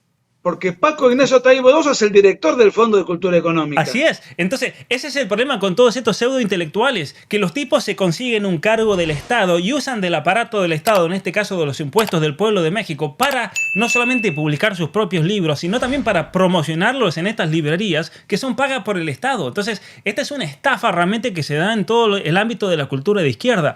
Esta gente, sin la subvención del Estado, no llegaría a ningún lado. Jamás podrían hacer lo que hacemos tantos con tanto esfuerzo y gracias nuevamente al apoyo de toda la gente, de dar conferencias multitudinarias, de ir a lugares como Chiapas o ir a Honduras, que voy a estar pronto ahí, o estar en Costa Rica, o vos, Nico, que has viajado por todo el continente americano, con una asistencia masiva de la gente y nunca jamás sin tener apoyo del Estado y sin tener apoyo tampoco del mundo capital o capitalista, los grandes financistas, jamás nos han apoyado ni uno ni el otro.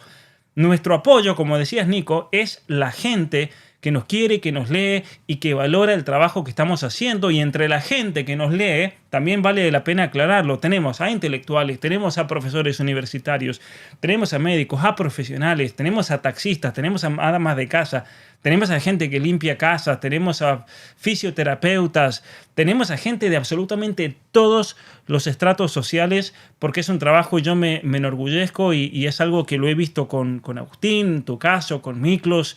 Es un trabajo que ha penetrado profundamente en todos los estratos sociales, incluso todas las clases intelectuales, no intelectuales.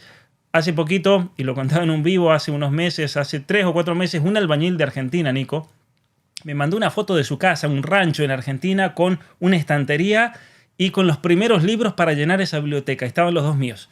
Y eso a mí me llena de alegría, ¿no? Qué orgullo. ¿No? Eso me llena de alegría porque yo sé que ahí van a estar los libros de Agustín, los de Miklo, los tuyos, todo este material que estamos produciendo y que seguramente muchas otras personas, y esperemos que muchos jóvenes a los cuales estamos influyendo también comiencen a estudiar, a dedicarse de en serio, los que estén llamados a eso, obviamente a la actividad académica y participar también de esta batalla cultural. Pero bueno, a ver, ¿qué más podemos hablar? Mira, tenemos una cantidad gigantesca de gente, más de 2.000 personas, gracias a todos.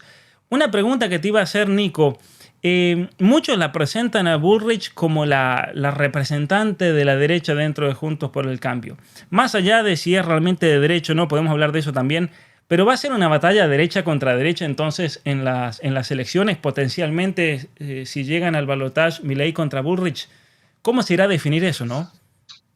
Mira, hoy en nuestro grupo de WhatsApp tuve una disidencia con Agustín, pues decía, bueno, es centro derecha. A ver, Patricia Bullrich ha pasado por un sinfín de partidos políticos. Perteneció al gobierno progre y no sé si progre, pero por lo menos fue un gobierno lamentable desde el punto de vista de una debilidad, de una incompetencia notable, pues fue ministro de la Rúa, que duró 2 años. Después participó del gobierno frustrado y horroroso de Mauricio Macri. Tuvo un pasado en la guerrilla en en su época de juventud. En los años 90 fue diputada menemista. No le conozco toda la biografía porque es enorme, ha hecho partidos, bueno, después fue candidata a jefe de gobierno con López Murphy, de inspiración liberal. Patricia Bullrich está a favor del aborto, está a favor de la ESI, está a favor de la ideología de género, o sea que ya desde el punto de vista cultural, si bien este tema no lo está tocando, hay videos, hay grabaciones, hay toma de posiciones que ella ha especificado. ella ha vendido que tiene mano dura para con los delincuentes, con el narcotráfico, que cuando fue ministro tuvo un papel preponderante, como si fuese una especie de Rambo femenina, ¿viste? Era bastante propagandístico el asunto. Ahora, desde el punto de vista económico, no sé cuáles son sus ideas porque no sé quién va a ser su ministro de Economía y no sé qué plan económico tiene. Desde el punto de vista de la política internacional, el canciller, si ella llega a ser presidente, va a ser Federico Pinedo. Federico Pinedo es un imbécil que fue senador y que, bueno, también tiene 10.000 piruetas en la partidocracia, y que cuando ganó Lula en Infobae escribió un artículo encendido de algarabía y alegría, celebrando la caída de Bolsonaro y el advenimiento del factotum del Foro de San Pablo al poder brasileño. Ese es el canciller que ella pretende poner si llega a ser presidente. O sea, yo no la considero de derecha. Lo que pasa es que Juntos por el Cambio es un partido, a mi juicio, de inspiración progresista. Y el otro candidato con el cual ella compitió es muy progresista. Entonces, si lo comparo con Rodríguez Larreta, sí, está a la derecha, Claro. en los términos relativos propios de la política, ¿no? Ahora, no refleja eso. No, al lado de Javier Milei no tiene ninguna, no es una derecha contra una derecha, es un partido de ideología difusa, confusa, que una alianza, a ver, su vicepresidente es de la Unión Cívica Radical, es decir, un partido afiliado y enrolado en la Internacional Socialista, o sea, un socialdemócrata. Claro. Victoria Villarruel viene, que es la vicepresidente de Javier Milei, viene del nacionalismo católico. O sea, no hay forma no es que son dos cosas parecidas. Mira, hay una cosa interesante que acabas de mencionar, se me pasó cuando estábamos hablando con Agustín acerca del voto nacionalista, el voto católico que no tenía que ir a Milei.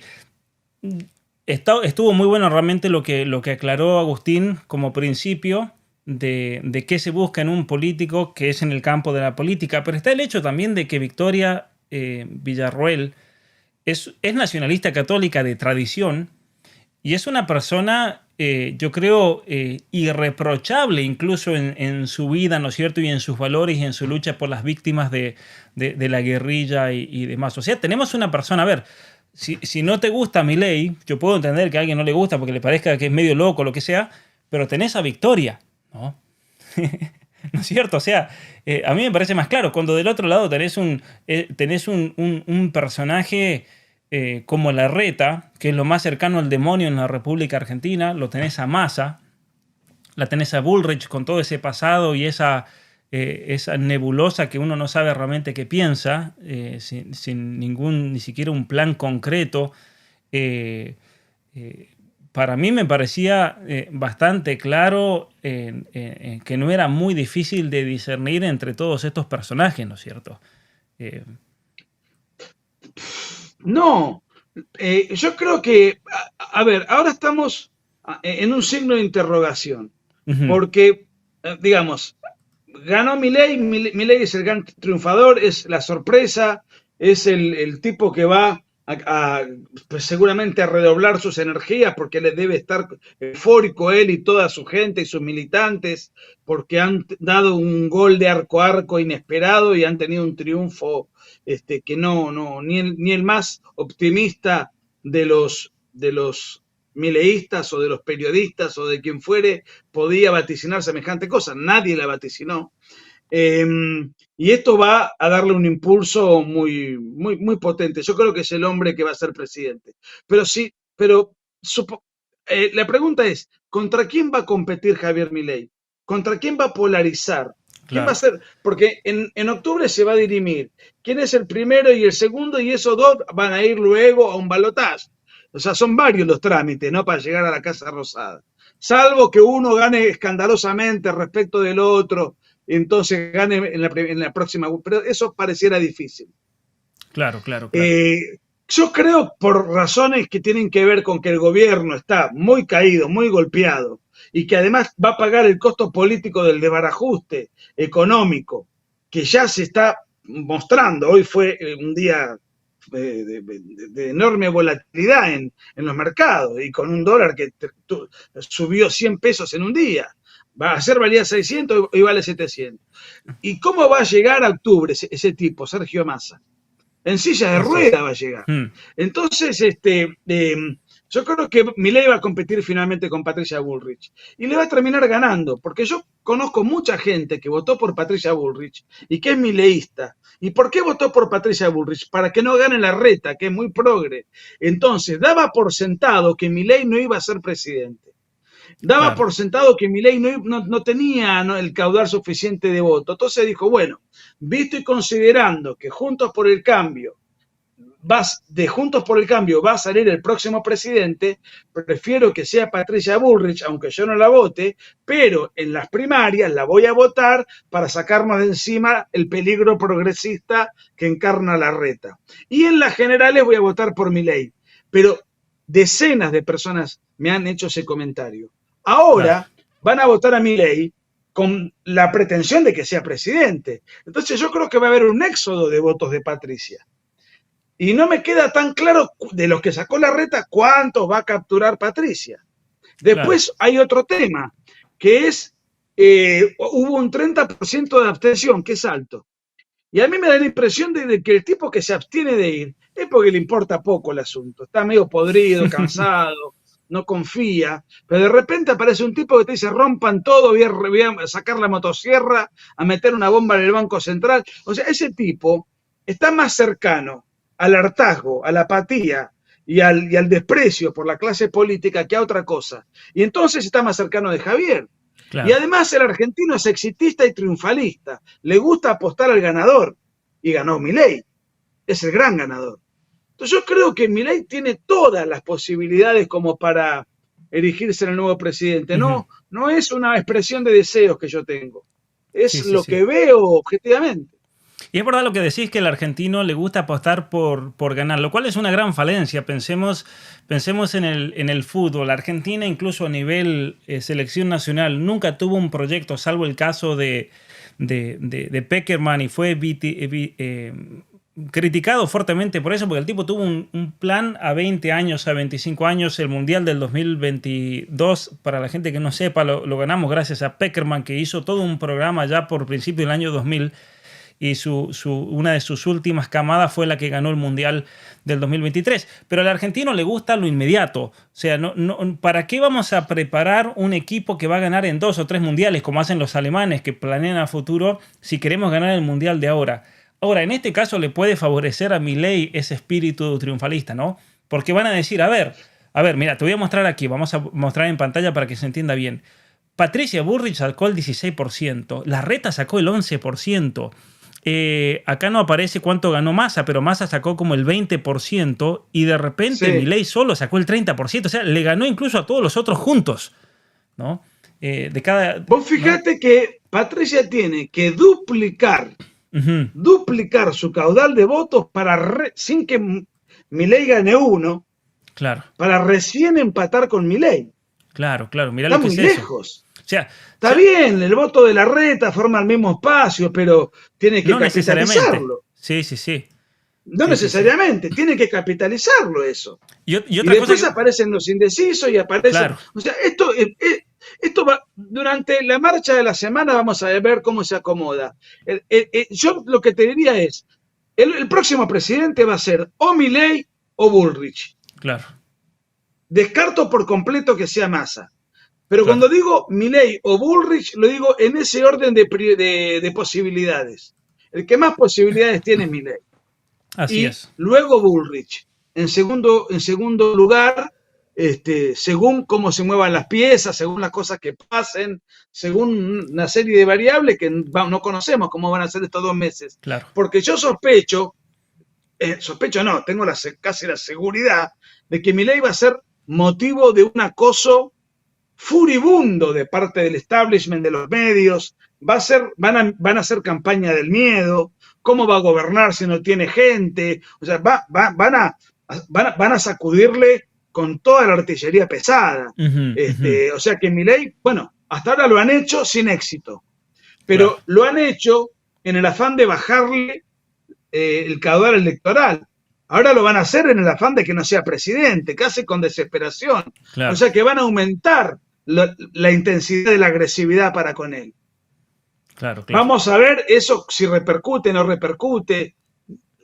O sea, hay un signo de interrogación. Esto ha mareado a todos.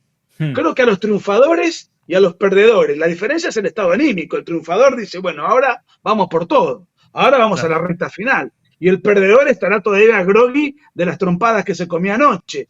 Pero a medida que esto se acomode un poco y la campaña empiece, yo creo que la agresividad que va a padecer Milei, el acoso, la campaña de difamación, las cosas que pretendan indilgarle e inventarle, van a ser, con las que ya inventaron fueron tremendas, y solamente en el afán de bajarle un poco los decibeles electorales.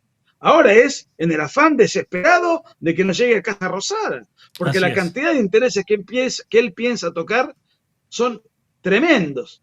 Entonces, vamos a estar... van a venir tiempos beligerantes. Ciertamente. Bueno, gracias enormes, Alexis. Gracias a Julián, a todos los que están apoyando por el super chat. Recién Agustín respondía a un comentario donde le criticaban los cursos que están dando con Miklos. Yo los quiero invitar a todos, si no lo han hecho, a que vayan en la sección de vivos de mi canal de YouTube, donde lo acabo de entrevistar esta semana pasada a Miklos. Hablamos de este proyecto de Tecnopolitea, donde ahora ya han comenzado un curso con más de 400 personas, Agustín y Miklos, una nueva academia de formación de otro nivel, sinceramente. Sinceramente, porque yo con ellos lo vengo hablando de hace mucho tiempo. Voy a aprovechar para promocionarlo, porque es algo realmente que incluso para mí personalmente es una fuente de formación impresionante, por los temas que se hablan, por la perspectiva, por la profundidad de los temas.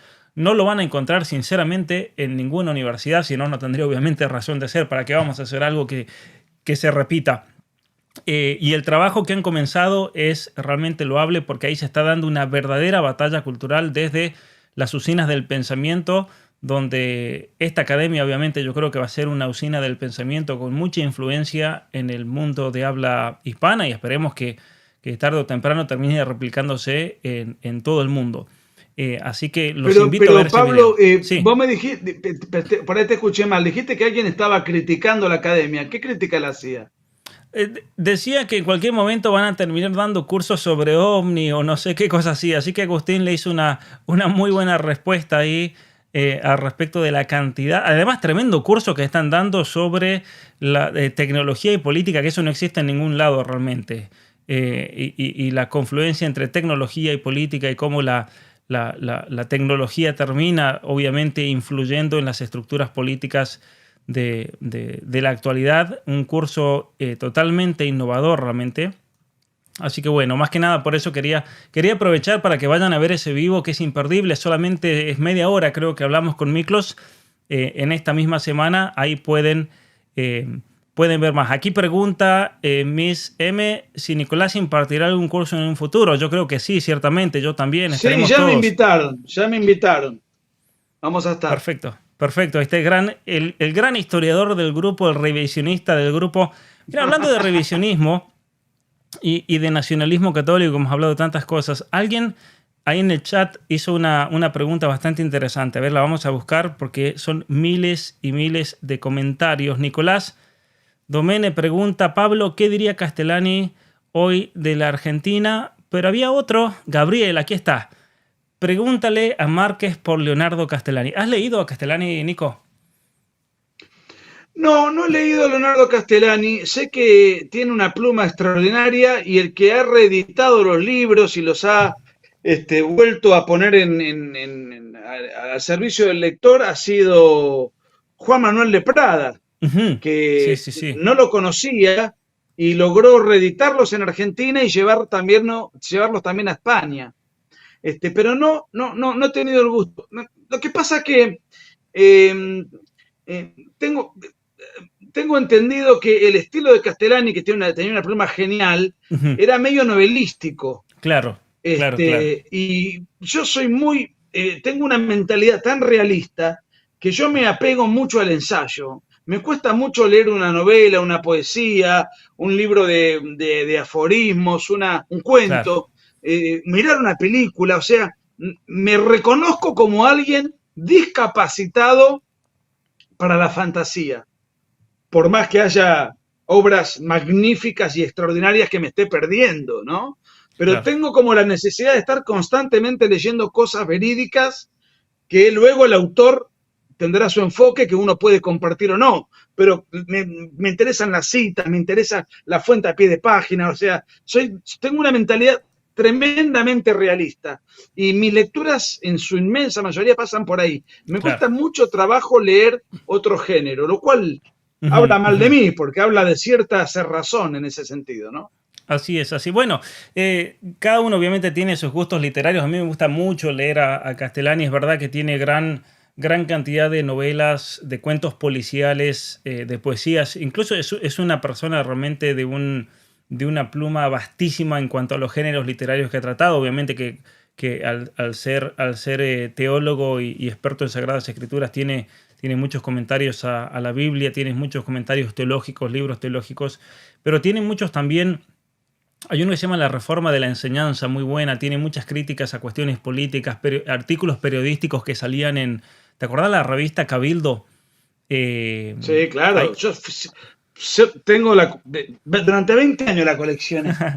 bueno, Las tengo, en su época, cuando él las estaba tengo, a ver vivo, si ahí en acá tengo, sí, Gladius, las tengo en la biblioteca, pero a mano siempre. claro, claro, claro. A ver. Tremenda revista. Para que no Y se nos enojen, las tengo encuadernadas desde el año 73. eso. Para que no se nos enojen los amigos de Caponeto, a quienes apreciamos muchísimo realmente y Pero quien... si Caponeto tiene una pluma de las mejores que leí Sí, en mi sí, sí, sí, sí, vida. sí. Yo Y, hablo de la actitud cuando hablamos de política, de realismo claro, político. No, claro, no estoy claro. cuestionando ni su sapiencia ni Sí, sí, su sí, sí, sí. pluma, que realmente es admirable. Sí, sí, sí. Hay otro escritor también que yo admiro, él fue muy amigo de mi abuelo, ya fallecido, se llama Calderón Bouchet, Sí, claro. que es otro, porque alguien había hecho una pregunta ahí de qué pensadores, no solamente católicos, qué pensadores han salido de la Argentina. Yo creo que en el siglo XX han salido una cantidad enorme de pensadores en la Argentina. Obviamente Julio Membiel, Leonardo Castellani, Calderón Bouchet, con una cantidad de libros, especialmente en el ámbito de la política, ¿no? ¿Tenés algún libro que te D'Angelo acordés? Rodríguez, Ujú. eh, D'Angelo Rodríguez, bueno, Vicente Mazot más recientemente, Enrique Díaz Araujo, que Enrique para mí Díaz es un Araujos, maestro, también fallecido eh, recientemente, José Hernández también, sí, que falleció eh, recientemente. Becar Varela, no, Argentina ha proliferado dentro de la línea nuestra, tenemos mucho con qué lucirnos y aprender, ¿no? Y bueno, me nombraste a Membiel, yo Membiel, leí El poder destructivo de la de dialéctica marxista, la, ¿cómo era? El poder destructivo de la dialéctica de comunista. la dialéctica comunista, sí, sí, sí, sí, sí, sí, Sí, y después de la cábala al progresismo, que es un ladrillito que sí, hay sí, que leer sí. con mucha paciencia. No, pero un librazo, librazo. Sí, Tenés sí, sí. el comunismo en la revolución anticristiana, que es otro librazo tremendo. Es una mezcla de historia, teología de la historia con la situación actual. Y se entiende mucho más ahí el tema del progresismo, la cultura de la muerte, de dónde viene toda esa progresión ideológica. Acá menciona Juan Straubinger también, obviamente con la famosa edición de la Biblia Straubinger y los comentarios. ¿Sabes qué? Una pregunta, Nico, te voy a hacer con toda, obviamente. Te quería Sí, nombrar, mira, yo aprendí mucho, alguien que me marcó para siempre, te lo he nombrado, no es argentino, pero sus libros o parte de su obra está en castellano, es Plinio Correa de Oliveira. Plinio Correa de Oliveira, Plinio Correa de brasilero. Oliveira, sus obras, las dos que más me gustan a mí son Revolución y Contrarrevolución y Trabordo Ideológico Inadvertido y Diálogo. Es el Ujú, fundador de Tradición, Familia y Propiedad, un pensador católico contrarrevolucionario, claro, que le gusta mucho leer al padre Rabasi, nuestro claro, común claro, claro. amigo. Sí, sí, sí, otro gran amigo nuestro, un saludo, Lo canal de que no te la recomiendo porque cuento. aparte están en PDF sus obras. Ujú, ujú. Sí, tremendamente recomendado el padre Claudio Sanauja. Mira, Son agujas. En Argentina la verdad que han salido una cantidad de pensadores, especialmente en el siglo XX, que es impresionante, una cantidad de literatura. Anzoátegui, Anzoátegui, el padre Alfredo Sáenz, justo estaba mirando mi biblioteca y veo aquí La nave y las tempestades de la colección, el padre Alfredo Sáenz con sus obras sobre la crítica a tremendo. Gramsci. Fue el primero, me parece, que habló El sobre libro de Gramsci. Gramsci. Fue el primero en el mundo hispano en decir, a ver, hay que prestar atención a Gramsci, ¿no? Y toda la noción de, bueno, él trae el tema del marxismo cultural, el tema de los intelectuales, el rol de los intelectuales. La verdad que sus obras son 12 o 13 tomos de la historia de la iglesia, impresionante también, totalmente recomendados.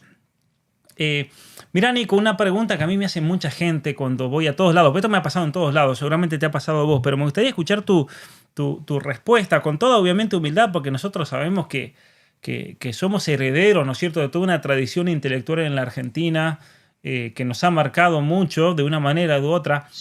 Pero mucha gente me Sí. pregunta esto, ¿por qué gran parte, no todos obviamente, pero gran parte de todas las personas que están muy metidos en esta batalla cultural son de Argentina? Tenés el caso tuyo, el caso de Agustín Laje, el caso del padre Javier Olivera, el caso mío personal, yo soy de Argentina, es decir, hay una Chinda Brandolino, hay una sobre representación. Cristian Rodrigo Iturralde. Cristian, otro amigo enorme, un saludo, Cristian Rodrigo Iturralde. Seguramente que se me pasa más de uno. Está Lupe Batallán, está Ana Belén Mármora, que ha escrito libros. Hay, en la actualidad está este otro muchacho de Salta, Jonathan Ramos. O sea, más allá de las diferencias que puedan haber ideológicas, las distintas corrientes de las cuales provengamos, pero es verdad que hay un número muy grande de argentinos que han surgido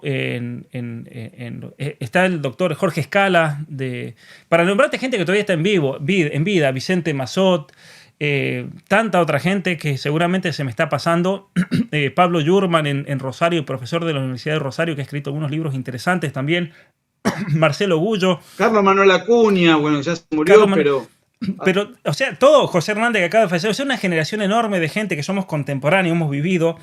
¿A qué crees que se debe eso?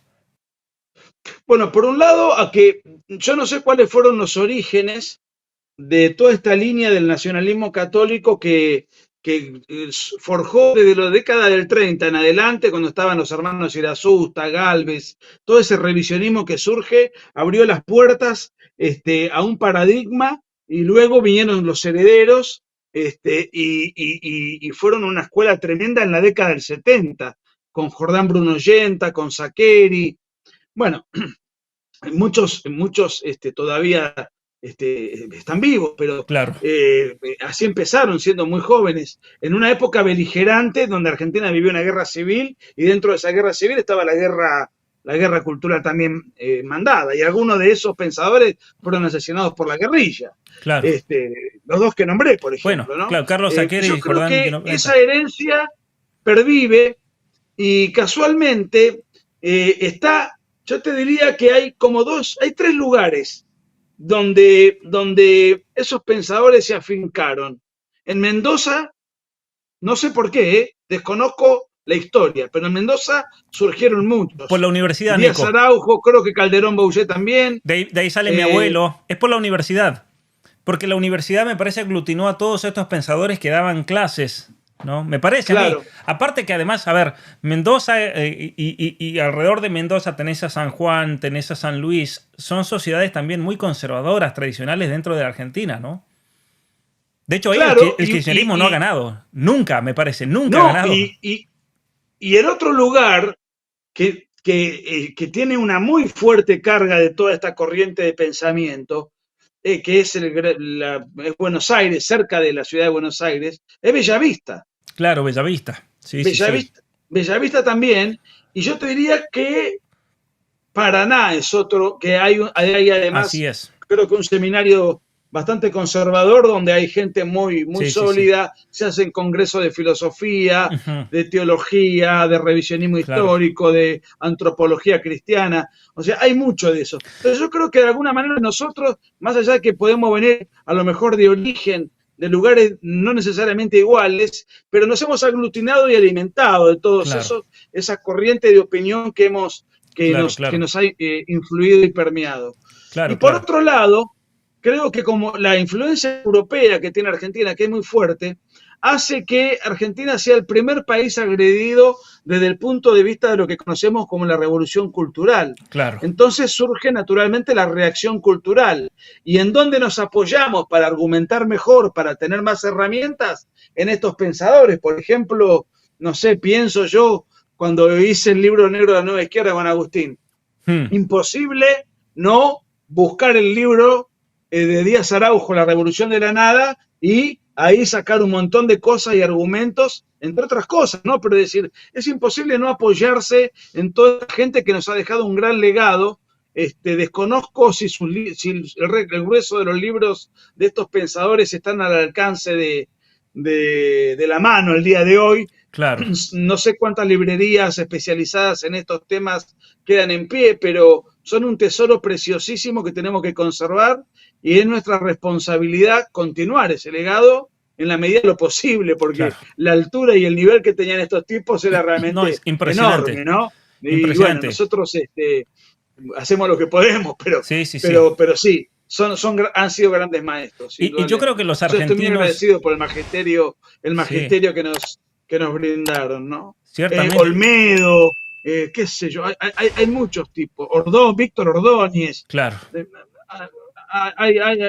hay mucho para revolver si uno quiere abrevar en todo ese pensamiento. Sí, sí, sí, ciertamente. Bueno, acá mencionan algunos contemporáneos también que están luchando. Horacio Houston, Lucas Carena, gran amigo.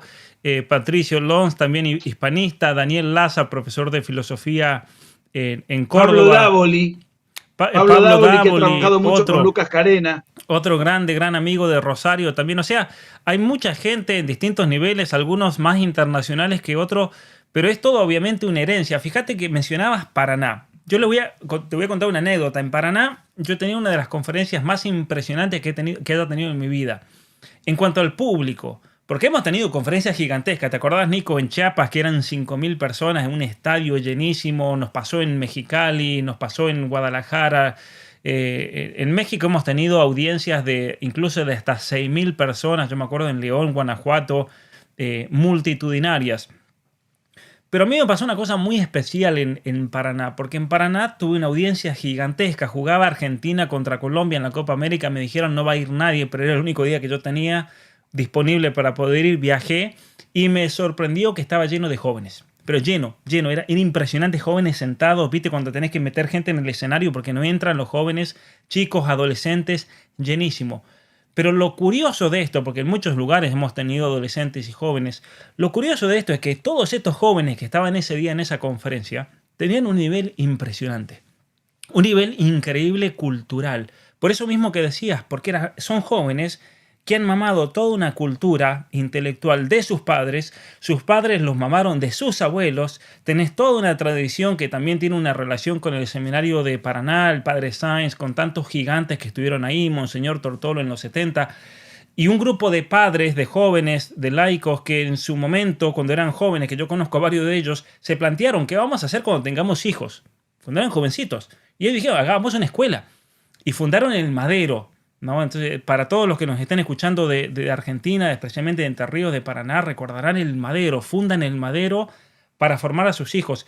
Y esto se los digo para todos los que están escuchando. Si ustedes quieren tener la clave para tener hijos bien formados, hijos que puedan hacerle frente al mundo que nos toca vivir, tienen que tener prioridad en el tema de la educación. Y si esa educación no existe, funden una escuela como hicieron estos padres, que es impresionante lo que lograron. Y sabes, Nico, que yo fui a esa conferencia y de repente te das cuenta cuando tenés un público de jóvenes que tienen un nivel intelectual impresionante porque se han leído muchos de los libros que citás. O sea, hay gente que le podés hablar a la gente en otro nivel, y especialmente a jóvenes, y después los jóvenes te hacen tremendas preguntas que te hacen pensar, porque esos chicos se han leído a Sanaúja, se han leído a Castellani, han leído a Membiela, han leído a Calderón Buchet, a José Hernández, ahí a esos lugares ha ido Daniel Laza a dar conferencias, ha ido vos o Agustín, es decir, te encontrás con un nivel intelectual impresionante, que eso solamente me ha pasado en algunos lugares muy específicos de la Argentina, me ha pasado en Mendoza, que ahí también están los chicos del colegio Francisco Javier, me ha pasado en Paraná, me ha pasado en Salta, me ha pasado en algunos lugares en Buenos Aires. Mencionabas el caso, por ejemplo, de Bellavista, donde tenés familias muy numerosas que realmente se han preocupado de la formación de sus hijos Y son cosas que lamentablemente en otros países que a nosotros nos toca viajar mucho, no lo vemos, ¿no? Y no lo vemos No, porque y te digo, te voy a decir algo más que me acuerdo, que esos son tres bastiones, también en Mendoza, pero en el sur de Mendoza, en San que son Rafael, General Alvear, ujú, Malargüe, Malargüe, sí, sí, sí. y hay otra tercera ciudad. Yo me acuerdo que San hace Rafael, mucho que no viajo. sí, sí, San Viajaba y Rafael. daba 3 días seguidos. Malargüe, General Alvear, Y San eh, Rafael, Nico. San Rafael, San Rafael, claro, claro. San Rafael, ahí está. Ahí hay tres bastiones y ahí es muy fuerte la influencia de los curas diocesanos que en mayor parte están siendo influidos o han sido influidos en su formación como seminaristas del IBE, Claro, y que es claro, claro. muy buena la formación. Y como toda esa influencia baja al sur y hay chicos de parroquias que ávidos de conocimiento, que estudian, que leen, que van a conferencias, increíble. Hay lugares y que a lo mejor no repercuten lo que merecerían, ¿no? Así es. Por cuestiones porque cada uno está abocado a lo propio, pero sí, yo confío mucho en que todo esto no ha sido en vano y que nosotros somos unos cuantos, cada vez somos más, Así es. y bueno, y además nos especializamos en temas distintos. Porque Claro. así como a mí me gusta por ahí abrevar en desmitificar cuestiones históricas que han sido mal contadas, vos tenés una notable formación filosófica y psicológica para luchar contra la deconstrucción, la Claro. palabra de moda, del individuo en este momento. Cristian Rodrigo Iturralde, por ejemplo, es un hispanista, Así es. fundamentalmente. Y así cada uno se busca un lugar dentro del combate cultural para estudiar y para bueno, retrucar y dar argumentación a esta embestida que es totalista, Así abarca es. todos los aspectos y todos los campos, ¿no? De la Así es. cultura y, y, y en fin, para vulnerar los principios fundantes de nuestra Ujú, civilización ujú, y los principios fundantes de la constitución del ser humano. ujú. Para Elena que pregunta, recomienda esos libros que acabamos de mencionar. Si ustedes van a mi página web, van a encontrar una sección que se llama Libros Recomendados. Está dividido en temas, lo vengo trabajando. Tengo cientos de libros para rellenar que no he tenido el tiempo de hacerlo, pero van a encontrar ya una gran variedad de temas con muchísimos de estos libros y autores que acabo de mencionar para aquellos que se quieran formar bien. Así que bueno, hay muchos que cuando empezamos a nombrar personajes han nombrado a cada personaje que no vale la pena nombrarlo para no irnos del tema. Alguna gente de la farándula de Argentina que, como dice el dicho, yerba mala nunca muere. Pero bueno, ¿A quién nombraron? nombraron a Moria Casaña y Susana Jiménez. Santiago Alarcón de Rincón Apologético, Cristian Iturralde, otro gran amigo nuestro. O sea, mucha gente realmente en la cual nos hemos apoyado. Horacio Justo ya lo mencioné varias veces, pero bueno, ahí lo ponemos de vuelta. Ciertamente que hay una cantidad enorme de gente, librería Santiago Apóstol de Bellavista también, vendiendo nuestros libros. Tomás, me estaba olvidando de Tomás González Pontal, cómo me voy a olvidar de él también, de San Luis, otro gran amigo, profesor intelectual argentino. Abelardo Pitó es otro. Mirá, hay una cantidad enorme de gente realmente que nos ha influenciado y formado. En Buenos Aires, el que vive en Buenos Aires y quiere abrevar en esto, tenés el Club del Libro Cívico. Así Lo es. googleás, ahí En sale la el zona de teléfono Recoleta, creo. y se dedica a esto.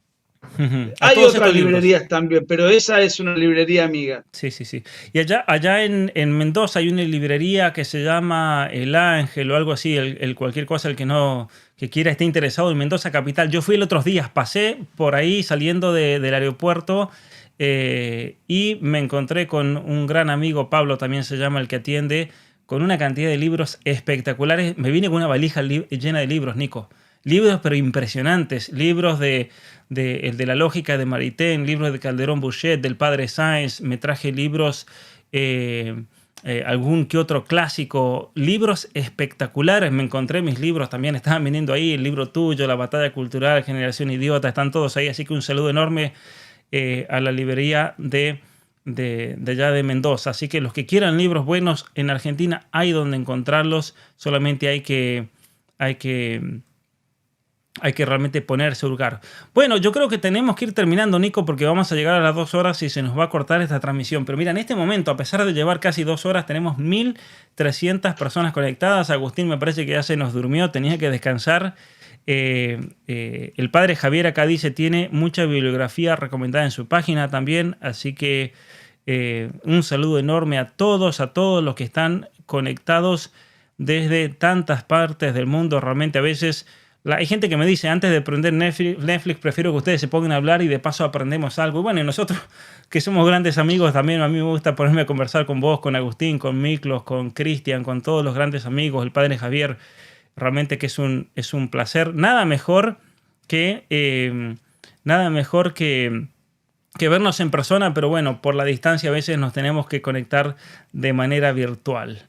Así que bueno. Bueno, déjame pasar un anuncio. Dale, Nico. Porque ya que estamos entre amigos, mañana a las 5:30 tengo un vivo en el canal del padre Javier Olivera Rabasi. 5:30 de la tarde de Argentina. Vamos a hablar de política. Perfecto. 5:30 de la tarde de Argentina con el padre Javier, el canal de Que no te la cuenten, pongan directamente así, claro. Que no te la cuente, o vean en mi canal, yo tengo varias entrevistas, una con él de la Agenda 2030 y ahí tengo el link, vayan. Recomendadísimo ese canal para que no te la cuenten en la cuestión histórica, para que no te engañen realmente. Un pedazo de trabajo que comenzó el padre Javier hace más de 10 años y que hoy en día cuenta con cientos de miles de seguidores, y la verdad que lo felicito enormemente porque es otro gran batallador. Muy bien, dice Darayana que también lo nombraron a Maradona, otro gran prócer de la Argentina. Así que bueno, Nico, yo sé que no tiene gran aprecio por el gran futbolista, pero bueno, yo me quedo con Messi también. Messi, si bien me parece que Maradona era mejor, Messi tiene una familia, tiene valores, tiene sus hijos, es un tipo realmente admirable desde todo punto de vista. Es alguien que tenemos que traer de nuestro lado realmente. Aunque yo sospecho que cada tanto ve algún video. Pero bueno, es una sospecha. Mirá, está de nuestro lado. Lo que pasa es que tenemos que tener acceso a él, claro. Y no debe ser una persona fácil de acceder. Pero él tiene todo un modo de vida con el cual sería bastante fácil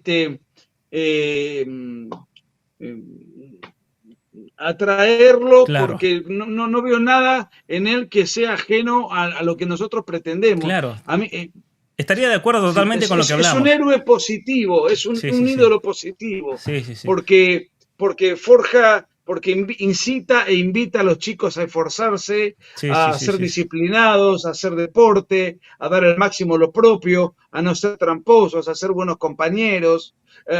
Tiene su familia muy bien organizada. Es un tipo, bueno, nada, por un montón de razones es un líder positivo. Para mí Maradona era un líder negativo, claro. Era el antisigno de un buen ejemplo, más allá de su atributo como futbolista, claro.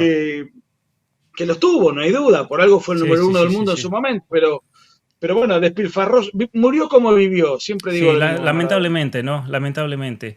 Fíjate que mucha gente está pidiendo que hagamos esto de manera quincenal. La verdad que para mí sería una alegría. La cosa es encontrar el tiempo.